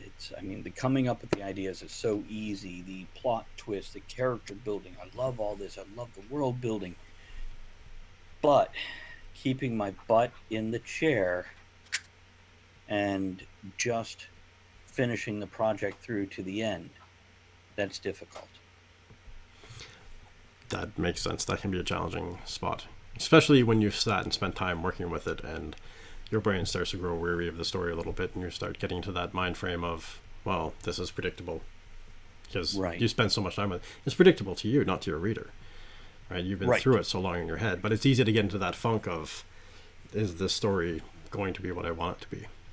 With the writing, I have found if it's predictable to me, change it, stop it. Or if it's boring to me, change it, stop it. This is something some reader, especially if they read a lot of my stuff, they're going to pick up on that. And they're going to feel the same way. So if I'm feeling that, I want to change it because one of my readers or more of my readers will be feeling the same thing. And that's a really big thing. That's something I always talk to people about and tell people, is you have to remember that if you're writing a book, especially if it's a long book, you are renting space in someone's head for free. They're actually paying you to take up space in their head. And if you're taking up a part of their memory, a chunk of their time, a chunk of their life, you have to make sure that what you're putting out there is worth it. Can we call George? There was like 4 pages on one storeroom in the wall in book 5 that drove me nuts. Yeah, that's it. That's actually it. Yeah, seriously though, I'm like, why did your editor not go, George? No, that's a no. Don't do that. Put that down. Yeah. Well, and that's what I like about with Robert Jordan and the Wheel of Time series, is they extended and extended and extended, and they kept extending his contract, so he ended up in, I think it was book 5 or 6, really got lengthy into the war details and things that were happening, and it was killing the story. Everything was collapsing, and he realized that, so he stopped and started doing peripheral offshoot stories to make up the 17 book contract that he had, and he stopped killing his own story. That's something I have said about is when you hit like book 1 through 4, pretty good. After that, you can read every other book because one moves the story and characters forward, the other one world builds. Next one, moves the characters and story forward. The next one world builds. Yeah. So yeah, I definitely saw that. By the way, I loved how Brandon Sanderson wrapped it up. So do I. I was so afraid, but the fact that they sat down together and his widow was participating in it, and they really worked for this. Like, the stage was set, a scene was set for it, and Brandon just masterfully. And I love the fact that they did it the way they did in a 2-book part, because when they first came out and said it was going to be a 1-book tie-up, and my heart sank. I Right. thought, we have a new author coming in. It's a one book tie up. There's all of this stuff when this needs to, like, that needs to tie up in this, and you just can't do it in one book. But Brandon made every word count. Robert would do um, a 60-page prologue that didn't matter. You didn't need that info. Yeah. And as much as I enjoyed the Wheel of Time, this was things where I'm like, can I have the real story back now, please? Can we just move past whatever this is? Well, that was part of the problem was when the popularity gained, the publisher wanted they extended his contract twice, if I remember correctly, and to match that. But he already had this kind of the story lined out in his head as to how it was going Right. to go, and he started killing his own. He started destroying his own story, but he pulled out of it. I'm looking forward to the series. The Amazon series is series 1 is starting shortly. They've already signed a contract for series 2, sight unseen of series 1. So it's going to be interesting to see how this plays out. Interesting. Any idea who's connected? Yeah, it's Robert Jordan's wife is heavily involved, and it's who plays Moraine Demodred. It's kind of like they did with Wheel of Time, where it was very little known or unknown actors portraying. Of I'll just go look it up on IMDb later. Yeah, it's right here, but it's she's a very well known. Yeah, it's not coming up to me here. All you need is one or two. Okay, no, I got it right here. A Rosamund Pike. That's I know it. that name. Rosamund Pike. Yes, so she's the one playing Moraine, which will be fantastic. Oh, that's an interesting choice for Perrin. Yeah, I'm curious to see how this is going to play out, but it seems pretty. From what I've heard, it seems pretty solid. It's. I'm just really hoping that this is something that they're going to carry through and see how it goes. I would hope at most. Oh, that's a great one for Loyal. Yeah. Loyal, however you like to say it. I'm sure we'll know after they put the first season out. But okay, I'll set that aside. Um, yeah, I hope they stick to at most one book per season. Yes. To, for example, Game of Thrones season 1 was so close to book 1. It was beautiful. It was incredible. And then 2, it wandered a little bit, and by the time you're up to like season 4, you're like, oh, they're obviously going their own direction, and that's cool. But Yeah. Well, and that's one of the things that I'm afraid of is that one of the great things about the time that we live in, and one of the terrifying things, is that there's so much fan input constantly. And yeah, I've seen this happen with other stories, like a series, and with mm, television series that you see on Netflix and that kind of stuff, where yes, it starts off really strong, going in one direction, and then the producers start listening too much to the audience input, and they start factoring in audience input, and then it veers off, becomes something totally different, and kind of potentially destroys. Sometimes you get something fantastic, rarely, I but I find think it the destroys. first time I definitively saw that there was a series with James Spader and William Shatner called Boston Legal, Yes. and I don't enjoy dramas. I don't enjoy law shows. This thing was great. It had enough comedy and all the other stuff. But I would watch a character come on, and it was obviously jammed in there. Here's going to be an important arc. 2 episodes later, gone. I'm like, where'd they go? They don't even explain where they went. Yeah, that was fan input. That was a letter writing campaign that they went, oh, they're going to stop watching. We need to change. Yep. Well, Don't do that. it's also the same with The Office and Andy Bernard. That character, when he left the show for punching the wall, was the end of his tenure on the show. And there was such a fan outcry over him leaving that they ended up bringing him back into the show and Hmm. tying him in. But it was a thing where he was supposed to have a shorter tenure than he did. Um, but yeah, I mean, it is important to listen to fan feedback, but you also want to stay true to what Well, the especially things. if you're redoing Tolkien or Jordan or Martin, you have this solid fan based series to wander off with, whether you're following fanfic or whether you're following just the people who jumped on a bandwagon that they saw going by them. Mhm. Yeah, you've got a solid core. This is what we're doing. Add flourishes, add flair, don't change the core. Exactly. And that was one thing I found that I really. I had my own issues with the Game of Thrones series, but one of the things that really bothered me was kind of like you were saying with Boston Legal.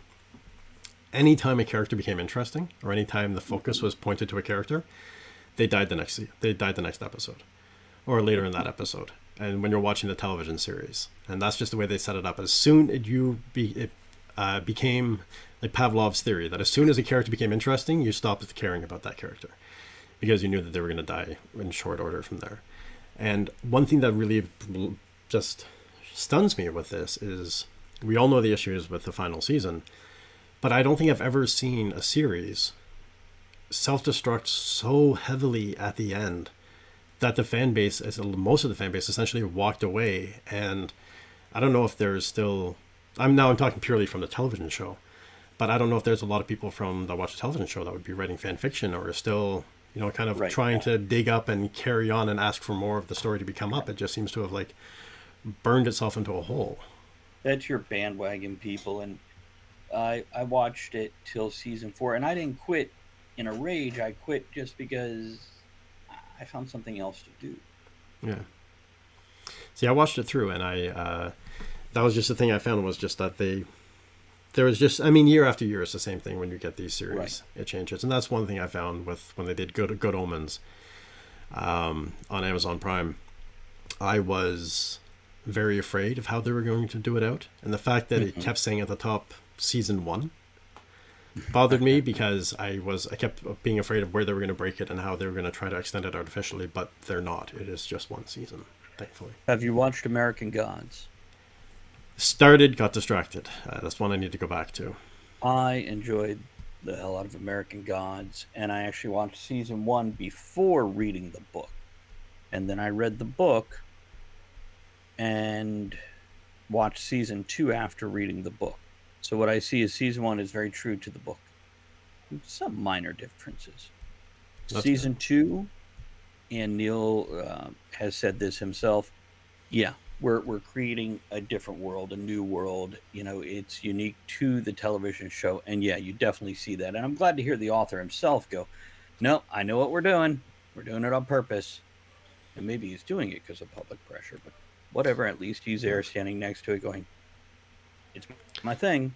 That's the thing. So long as he's got his hand in it. And that's what I liked about the beginning of The Walking Dead, where they Mhm. made changes from the comic books, but it was not so much to change the story, it was to keep it interesting for the super fans who've been rapidly reading everything all the way through. They give them something to still have interest in. Right, instead of seeing a Yeah, moving version of what they already know. exactly. But so, and just on a quick note with that, I find for myself one of the things that I find difficult with writing when I come up with a new story. So I'm like you, I've got tons of stories constantly floating through my brain, but it's what I call the issue of focus. Where do you zoom in? The story, you've got an idea, and the story is here, and it's how far do you zoom in on the story? How, like, where in the story do you start with the character? And that's mainly the main thing is like how intensely focused are you doing the story? And then once you kind of figure out that, then the story flows from there. But that's where I find is the how close is the reader going to be to the story that I'm writing.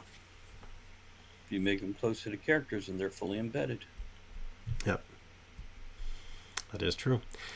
So the other thing I want to ask you too is writer's block. For all the writing that you've done, is writer's block an issue for you, or is that something that you just blow past? I can have writer's block anytime I want to. It's and there are times where it's definitely hard to write.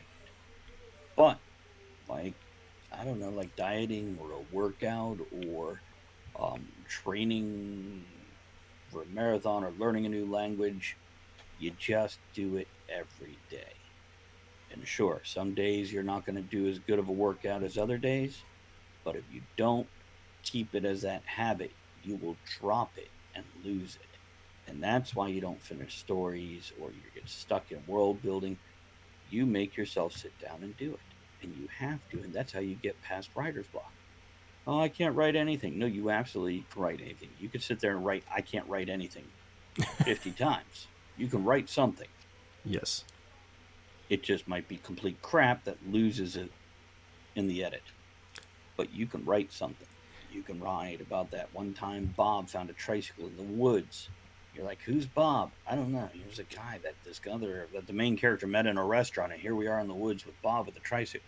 Doesn't matter. Write it Yeah.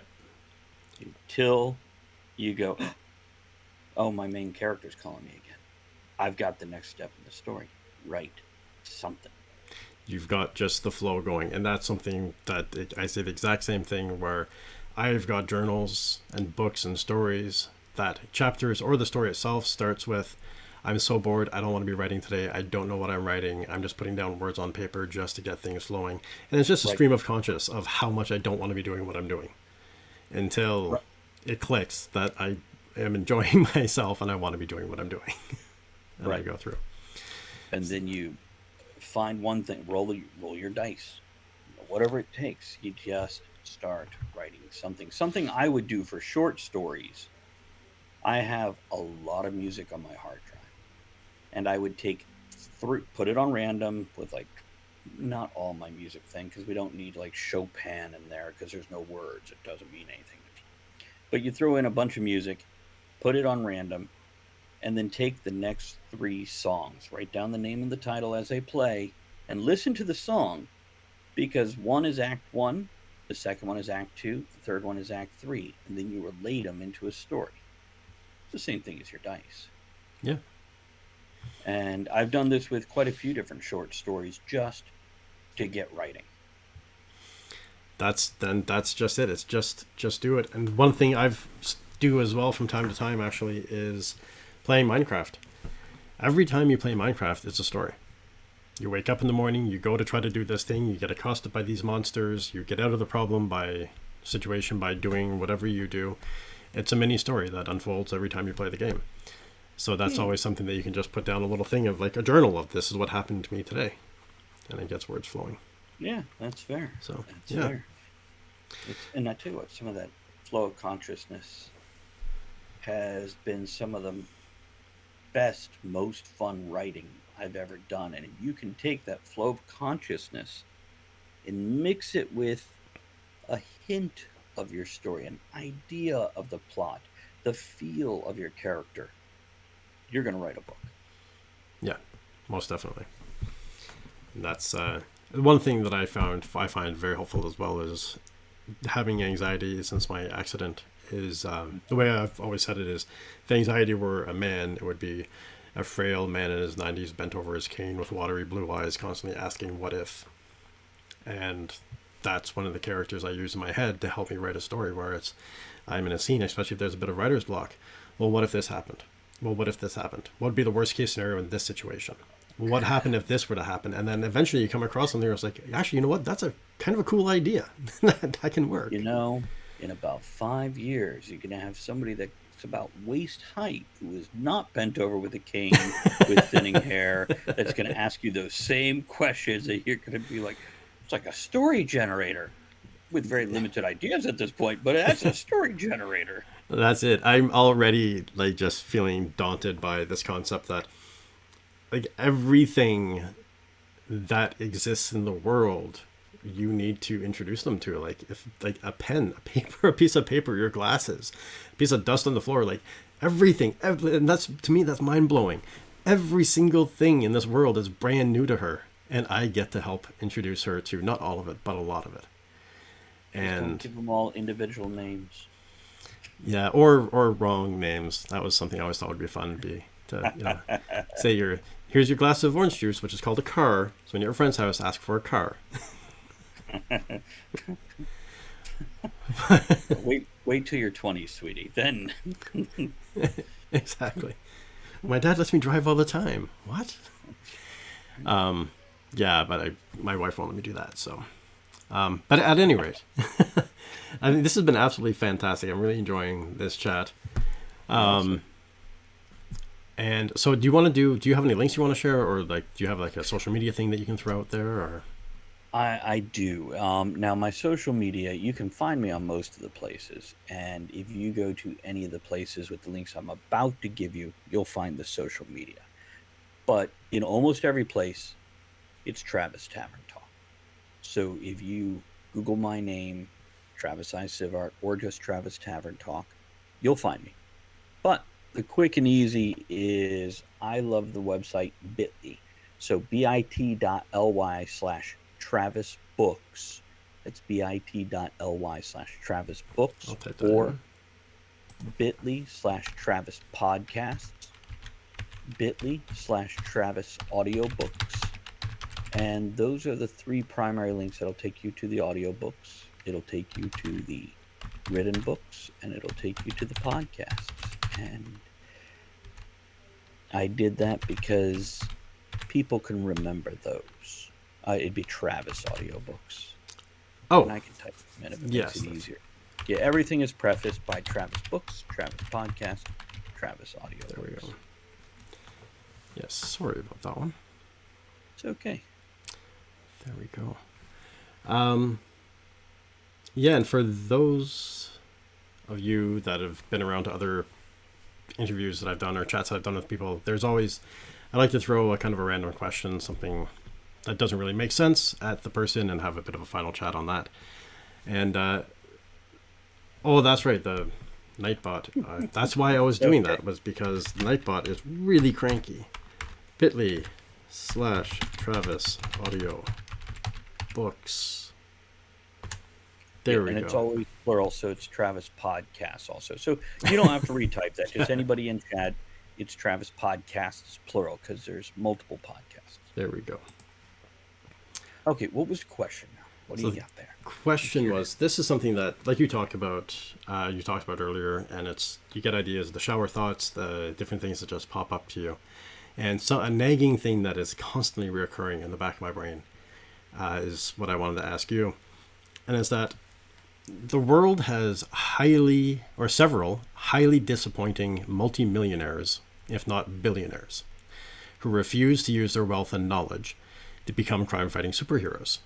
Mm-hmm. So which one do you think would make the best superhero, and which one would make the best villain? I think Jack Black could do both. Just, on alternating nights. And then try to find himself to defeat himself. So kind of like a Joker character. I guess it's.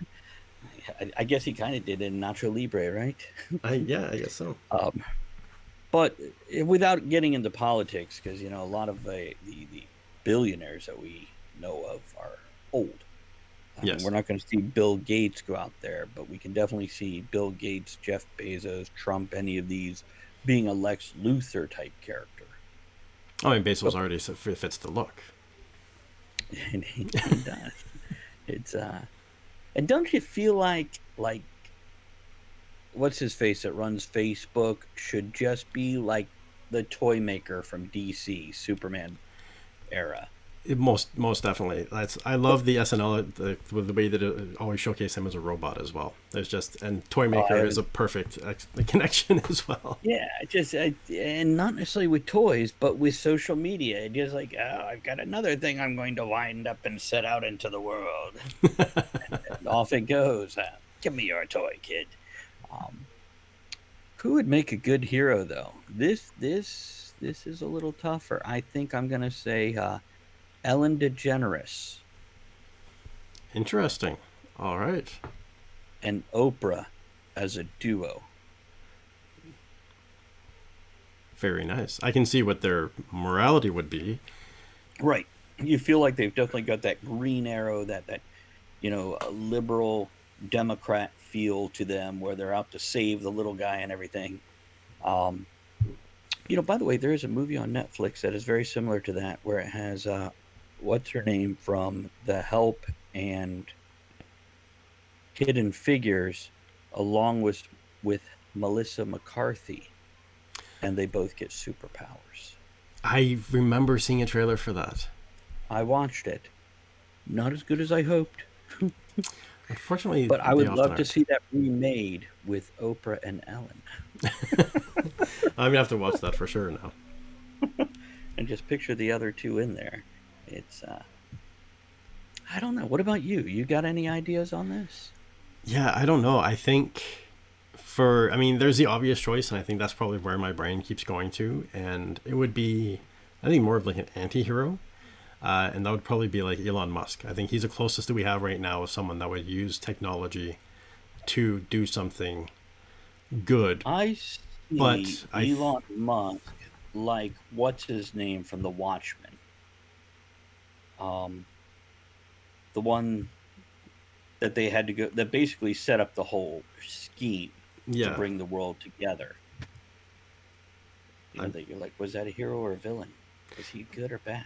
see, and that's kind of what I see this as. I think there'd be times where it'd be like, yeah, like he's doing great things to like he stopped this horrible thing from happening, but also kind of like Iron Man a little bit, where you look and be like, but what the hell is he doing over here?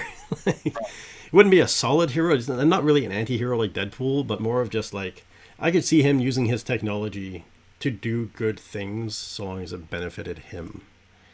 And then if things didn't continue to benefit him, things would kind of go off the rails a little bit.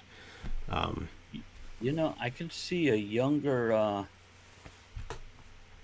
couple of the older actors now when they were younger being almost a Punisher type hero. Who am I thinking about? Not Jack Nicholson. He was in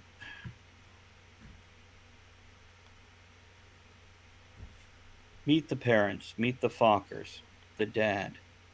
oh, why am I blanking at absolutely everything right now? Same reason I am.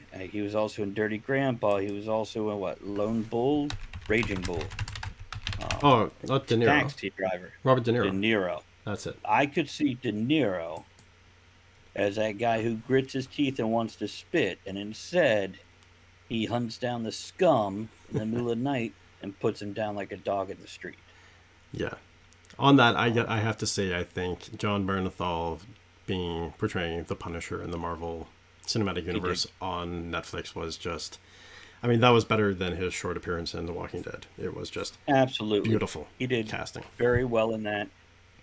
And it's a shame the writing was weak in season 2.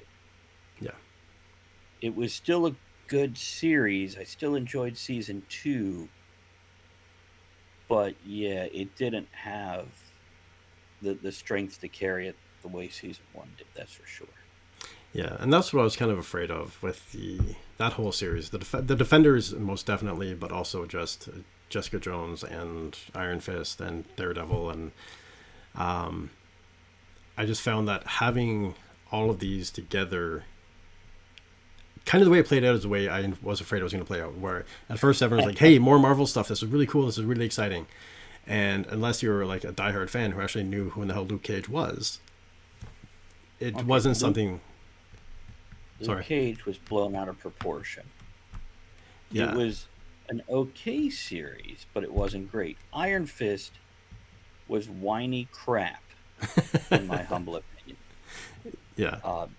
Jessica Jones carried pretty well, and thank goodness in season 2 they let her character grow a little bit Yes. because I was getting tired of the bitter drunk from season 1.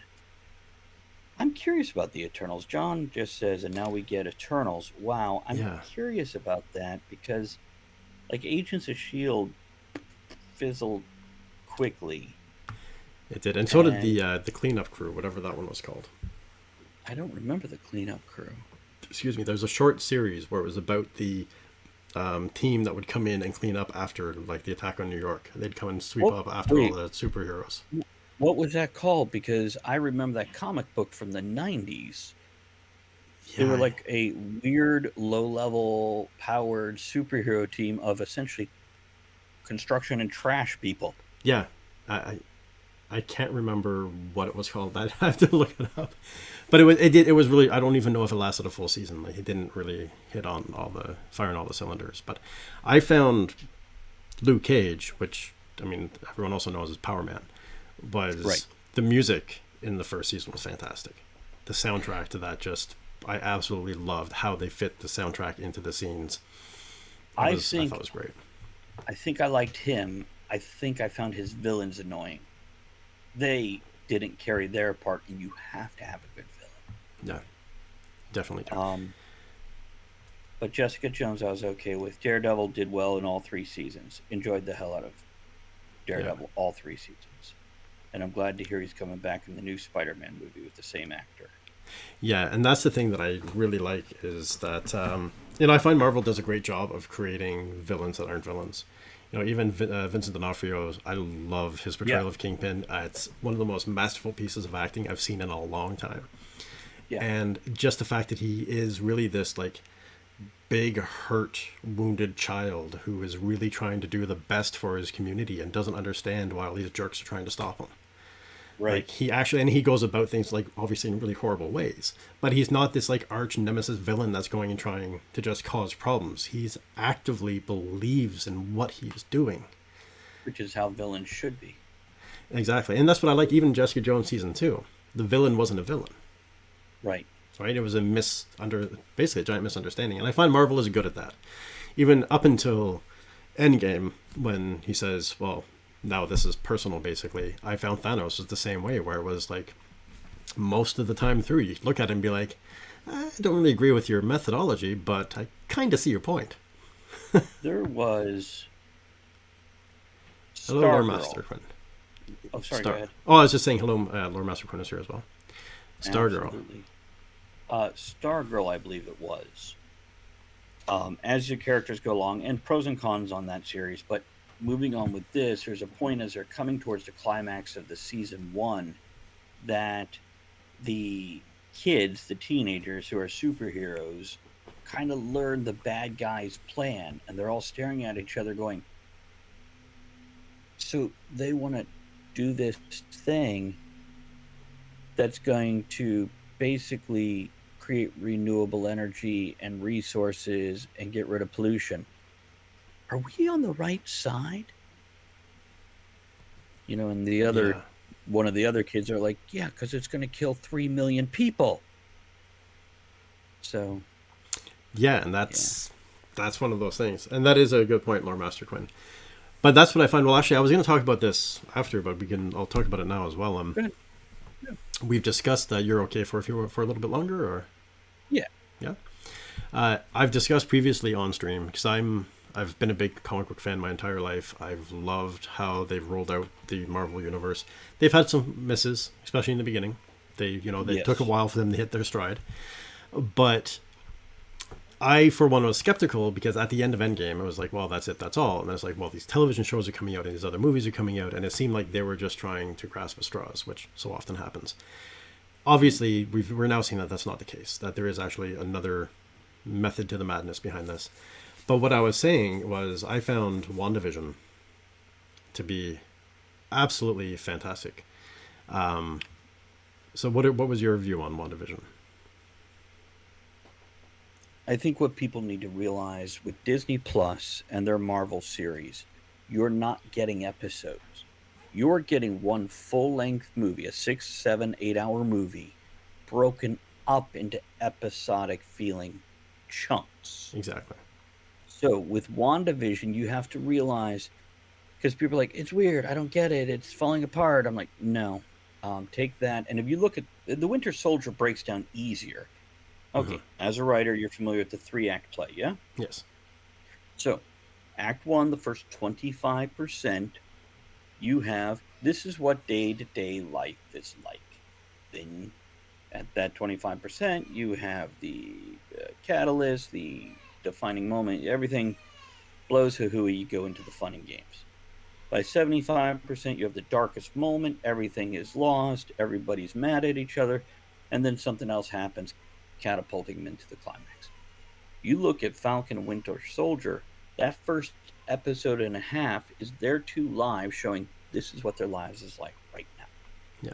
And then it follows the pattern in their 6 episodes of Act 1, 2, and 3, but it's spread among 6 episodes. And I think that's what Disney Plus is doing.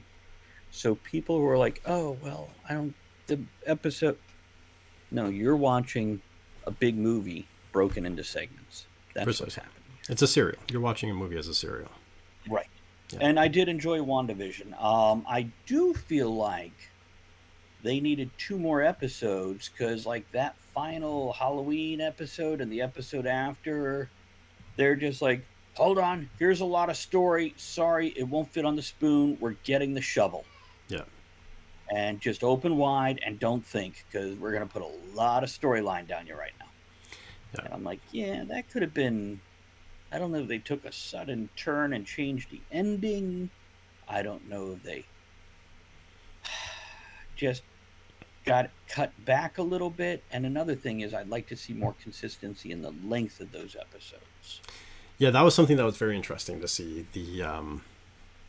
That, and also the fact that the end credits didn't start until like partway through. I mean, beyond the fact that the end credits were 3/4 of the show, the little Easter eggs and stuff didn't start happening until 2/3 of the way through the series. And I think Winter Soldier and Falcon, I think, only had one that was tied in. Like, there's the consistency of Marvel was lost in that sense. Right. Well, if I'm not mistaken, didn't Scarlet Vision only have Easter eggs in the credits of the last episode? No, I think there was a couple of other episodes with WandaVision. Then when you have with 7 minutes of credits every episode, and it was a 35-minute episode, I am missing your Easter eggs. Yeah. Well, I would Because- fast forward through because I know Marvel, so I'd always fast forward through, and then they 2/3 of the way through they started having Easter eggs. Okay, I'll have to keep an eye out for it. Something else Andrea and I have started doing is with these series, we'll watch the first episode when it comes out to see if we like it, and we did that with Loki. Mhm. And then we don't watch it till there's only one episode left to come out, because we never binge watch a whole series in one day, but we will watch 2 episodes in one night, one the next night, skip a night, watch 2. So, in a week, 10 days, we can go through a series. But Yeah, that's Yeah. a great way of doing it. But yeah, and that's what. Sorry, go ahead. yeah, good. Oh, I was just gonna say that's what I was saying with WandaVision. I found like the writing was so complex and layered. The way they tied the tiebacks to the different nostalgic episodes and tying into the 60s and the set designs and the overall writing, like the story arc of the overall story and the individual characters. I just found it was really well done. So I was a big fan. I agree there was things they could have definitely handled with more finesse.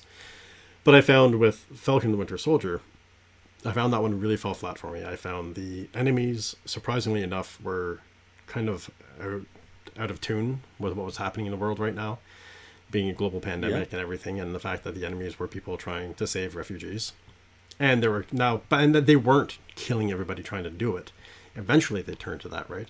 But in the beginning, they were just trying to steal from corporations. So it really felt like Falcon and the Winter Soldier were on the wrong side. But I also... I think yeah. their story was more about showing the world recovering from the snap than Falcon and Winter Soldier. It was, and I found that I understand the concept of being in Falcon's hometown and his sister in the fishing boat and showing the struggles of their family in America, and even being an Avenger, he still can't get a loan, and then introducing the Black Winter Soldier or Black Super Soldier from the program, and how that all kind of tied into the storyline. I just found even the montage of the relationship building between the Falcon and the Winter Soldier was too heavily emphasized, too heavily focused, and they either needed to cut back how much they put on that aspect of the story, or they needed to greatly expand it and make it a bigger part of the story. And I think it's the second one. They needed 10 episodes, and they need to take it slower and draw you in deeper. But as it was, they were skipping stones across a lake to hit the major points of the Marvel Universe, so they can now build on, we laid the groundwork in this series.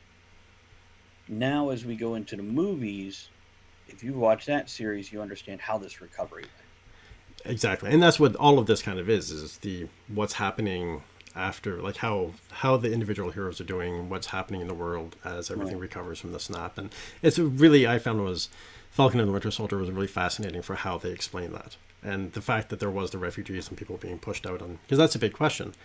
It wasn't a great idea. I wouldn't have thought of that.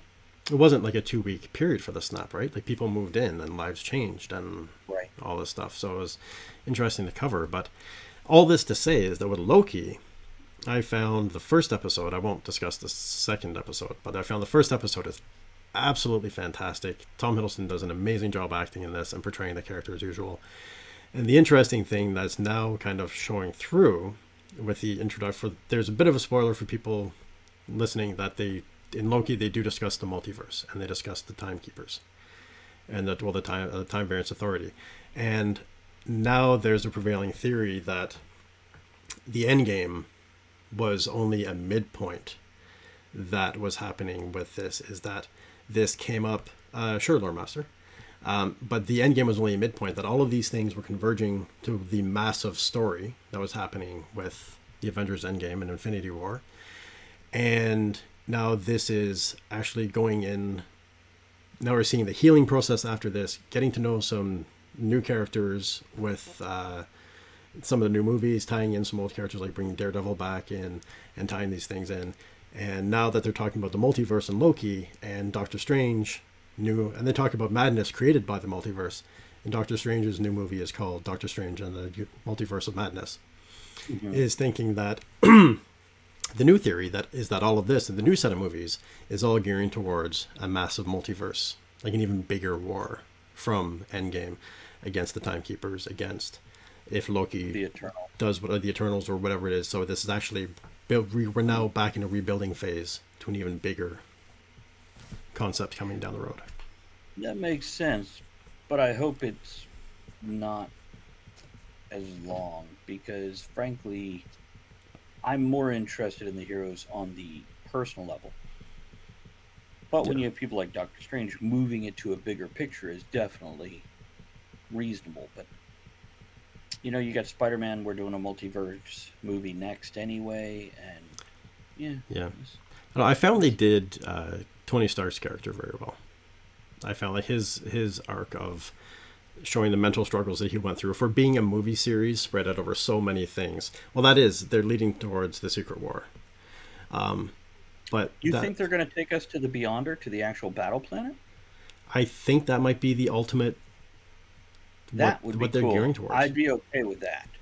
That would be absolutely amazing. And that's what I'd like to see, is like everybody get pulled into this and have like they've proven what they can do to this point. But what I was saying with Iron Man is that it's this concept of, for being spread out over so many movies, I found they really showcase his mental trauma and struggle through the movies pretty well, right, for the amount of time that it was spanned over. Better than they developed some of the other characters. But yeah, it was nice because he had, like I was talking about Silver and Smith earlier, each book has a different character arc. And that's something I have found the Marvel movies have done pretty well. You get a new character arc each movie. Except Thor, movie 1, it was 7 minutes was his whole character arc. I'm in Earth, I'm horrible. Oh, I get it now. I'll be good. Yeah. Let me save the world. I tell you what, 3 words on the bottom of the screen would have made that movie so much better. As they faded from one scene in the little New Mexico town, as they faded back in to the next day, they should have just put 6 months later on the bottom of the screen, and you would have been like, great, he's been a dishwasher for 6 months. He gets it. Yeah. He's suffered. He's lived. Like, he's been like, I've been here 17 hours. I'm so sorry. Let me go back to where I was. I'll be good now. That's it. And that's the thing. They do have their misses. Eureka Smith, thank you for the agreement. And Lady Wrights, thank you for the bits. I greatly appreciate that. And yes, Ted, you're right. There is going to be a new Blade movie coming out, which I'm really excited about. I'm a huge fan of Mahershala Ali, and I'm excited to see how this is going to play out. But I'll keep on watching these movies and these TV shows, and I'll go in with low expectations or no expectations. Yeah. And this way, if they don't hit for me, I'll go, not what I expected. But if they do hit, then I can be pleasantly surprised. Even if they hit just above the midpoint, I'll be like, that was okay. I liked it. And that's the thing. Have a good time. Yeah, like, I'm not saying I don't like Falcon and the Winter Soldier. I just think they had a couple of rare misses on how they handled their typical storytelling in that movie, in that series. But I'm really excited for Loki, and I agree. For this, honestly, every single one of these miniseries that they're creating for these characters, I'm walking into the same way with 0 expectations. I don't know what they're looking at doing with it. Now I understand that they're building to something new again, and I'm not going to play the guessing game of what's coming next. I'm just going to go along for the ride and And look I at do the things same thing individually. with DC movies too, and that's why I could walk out of any of the DC movies go, well, no, I had a good time. It was entertaining. I had some great popcorn and stared at a screen for 2.5 hours, and time went by pretty quick. I'm Yeah. happy. I mean, they're great stories. They may not be the way we want them to be. They may not be the expectations or how we imagine them or whatever, or how it could have been. But it's kind of like The watching, your favorite basketball team. You know they can play really well as a team, and when they fall Right. apart and lose, it's That's frustrating. why you make Guardians of the Galaxy and Ant-Man instead of using your A list or even your B list, drop to your C list. Oh, I think I've heard of them. Oh, that was pretty good. Yeah, because you had no expectations and you weren't yelling at the screen the whole time that it wasn't done your way. Exactly, and that was a brilliant So, move that they did by yeah. stepping down so many tiers to bring in these Yeah. characters. And that was a joke I saw that I loved, where they were talking about the DC coming up with. I think they were looking at doing Batwoman, a movie, and they were like, "Well, I don't know if people are really going to watch a Batwoman or if people are going to buy a Batwoman. I don't know if our fans are ready for that kind of thing." And around that time, Marvel came out with like, "Hey, here's a talking stick and a raccoon." It was just like, And people stop, loved just them. do it. Yeah. Yeah, Because there was no expectation and they made them interesting characters and you didn't have to kowtow to the whiny masses going, Batman should be, Spider-Man should be, and so on. yeah. I'm just interested to see if they're going to bring in the new Iron Man into this. It'd be fascinating if they do, but I think if they did, they would have to do a lot of backtelling, like a lot of backstory. Because if you're a follower of the comic books, there was a young black teenage girl who was a brilliant scientist and kept destroying all of these science competitions and things like that, and ended up at Stark Industries. And he took her under his wing and taught her a whole bunch of things, and ended up passing in the comics. She's now Iron Man. She's taken over the helm. I No. believe it's under Ironheart. Okay, see, I was about to ask you, that's Ironheart that Katrina's talking about there. Yeah, so that'd be something that I'd be curious to see if they're going to play this in. It's really, I don't know, it's cool, because that's the thing, they've now recently in comics and in the stories they've killed Yes, please. several characters. Yeah, Howard the Duck, definitely. They've killed several main characters, like Captain America in the comic books is dead. Wolverine in the comic books is dead. And now in the movies with Iron Man is gone, and so there's kind of a shift that's happening in the comics, and I like the idea of casting these well-known characters in different forms that we've traditionally seen them. I think it brings a new life to It can also this. help revitalize the comic book industry if you're like, here's something kind of newish on the big screen, but we've got 3 years of comics behind it, and now people can go collect those and rebuild the comic industry from comic books. Yeah, and I And think people are Howard the starting to pick up Duck on that. needs to be a 6-part series, Yes. and they need to do it very similar to how they did Constantine or the Dresden Files.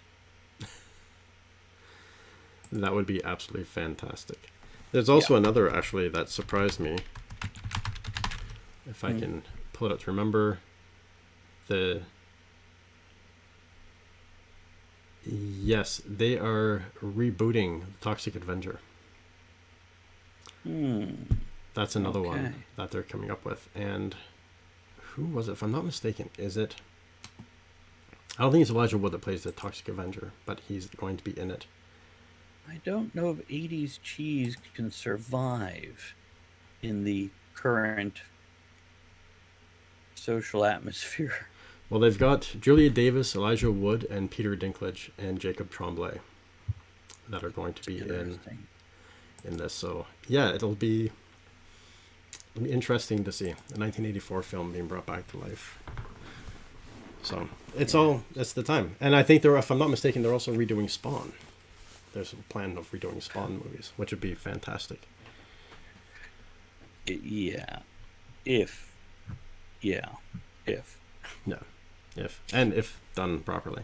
Right. If you go back and rewatch the old movie, which had insanely beautiful graphics and special effects going through it, go back and watch it now, and it Yeah. didn't really stand the test of time, and it can really be updated. I mean, it's still fantastic, but it can be updated.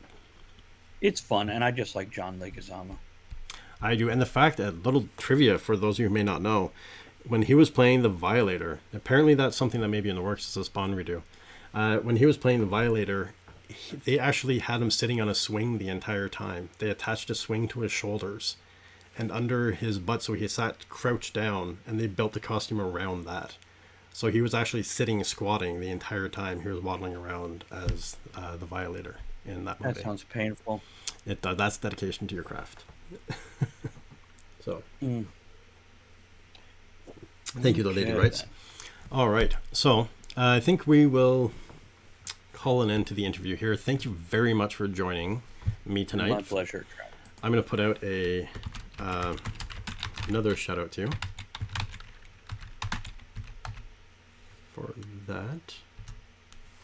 There we go. For those of you who may not know, this is Travis Tavern Talk. That's how you can connect with him for his stream, and it also has a lot of connections to everything else that he does.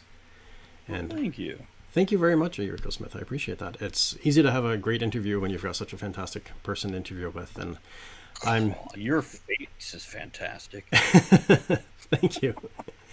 And I have to say, I got my writer's tears straight from his face. So I gotta say, I love the fact, I don't know if any of you were on my stream the other night, but someone came in and rated with Travis and said that I have a Herculean hairline. I'm like, I'm gonna carry that. I like that. That's right. Own that one. Yeah, I'm like, that's one I'm gonna pick up. Get that on the business card. Author and Herculean hairline. What the hell does that mean? Yeah, but thank you very much for joining me. It's been fantastic, and I have to say I'm pleasantly surprised at how many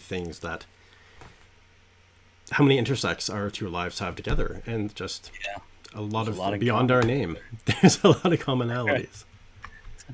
Yeah, next time we'll definitely have to do more. Yes, Travis. Yes, Travis. How are you, Travis? Good, Travis. How are you, Travis? Yes, definitely. Yeah, we'll definitely have to play on that more. But we quickly got sidetracked by, I don't know, conversation. That's what happens, and that's where things go. And that's where I think the first half hour of my stream, I was a little bit scattered because the baby had me running for a few things, and then my brain kept leaping forward to what we were going to be talking about. I kept losing my train of thought in what I was saying. So that's fantastic. But thank you very much for joining me, Travis. I greatly appreciate it. We'll have to do this again sometime, most definitely. You got it. You know where I lurk?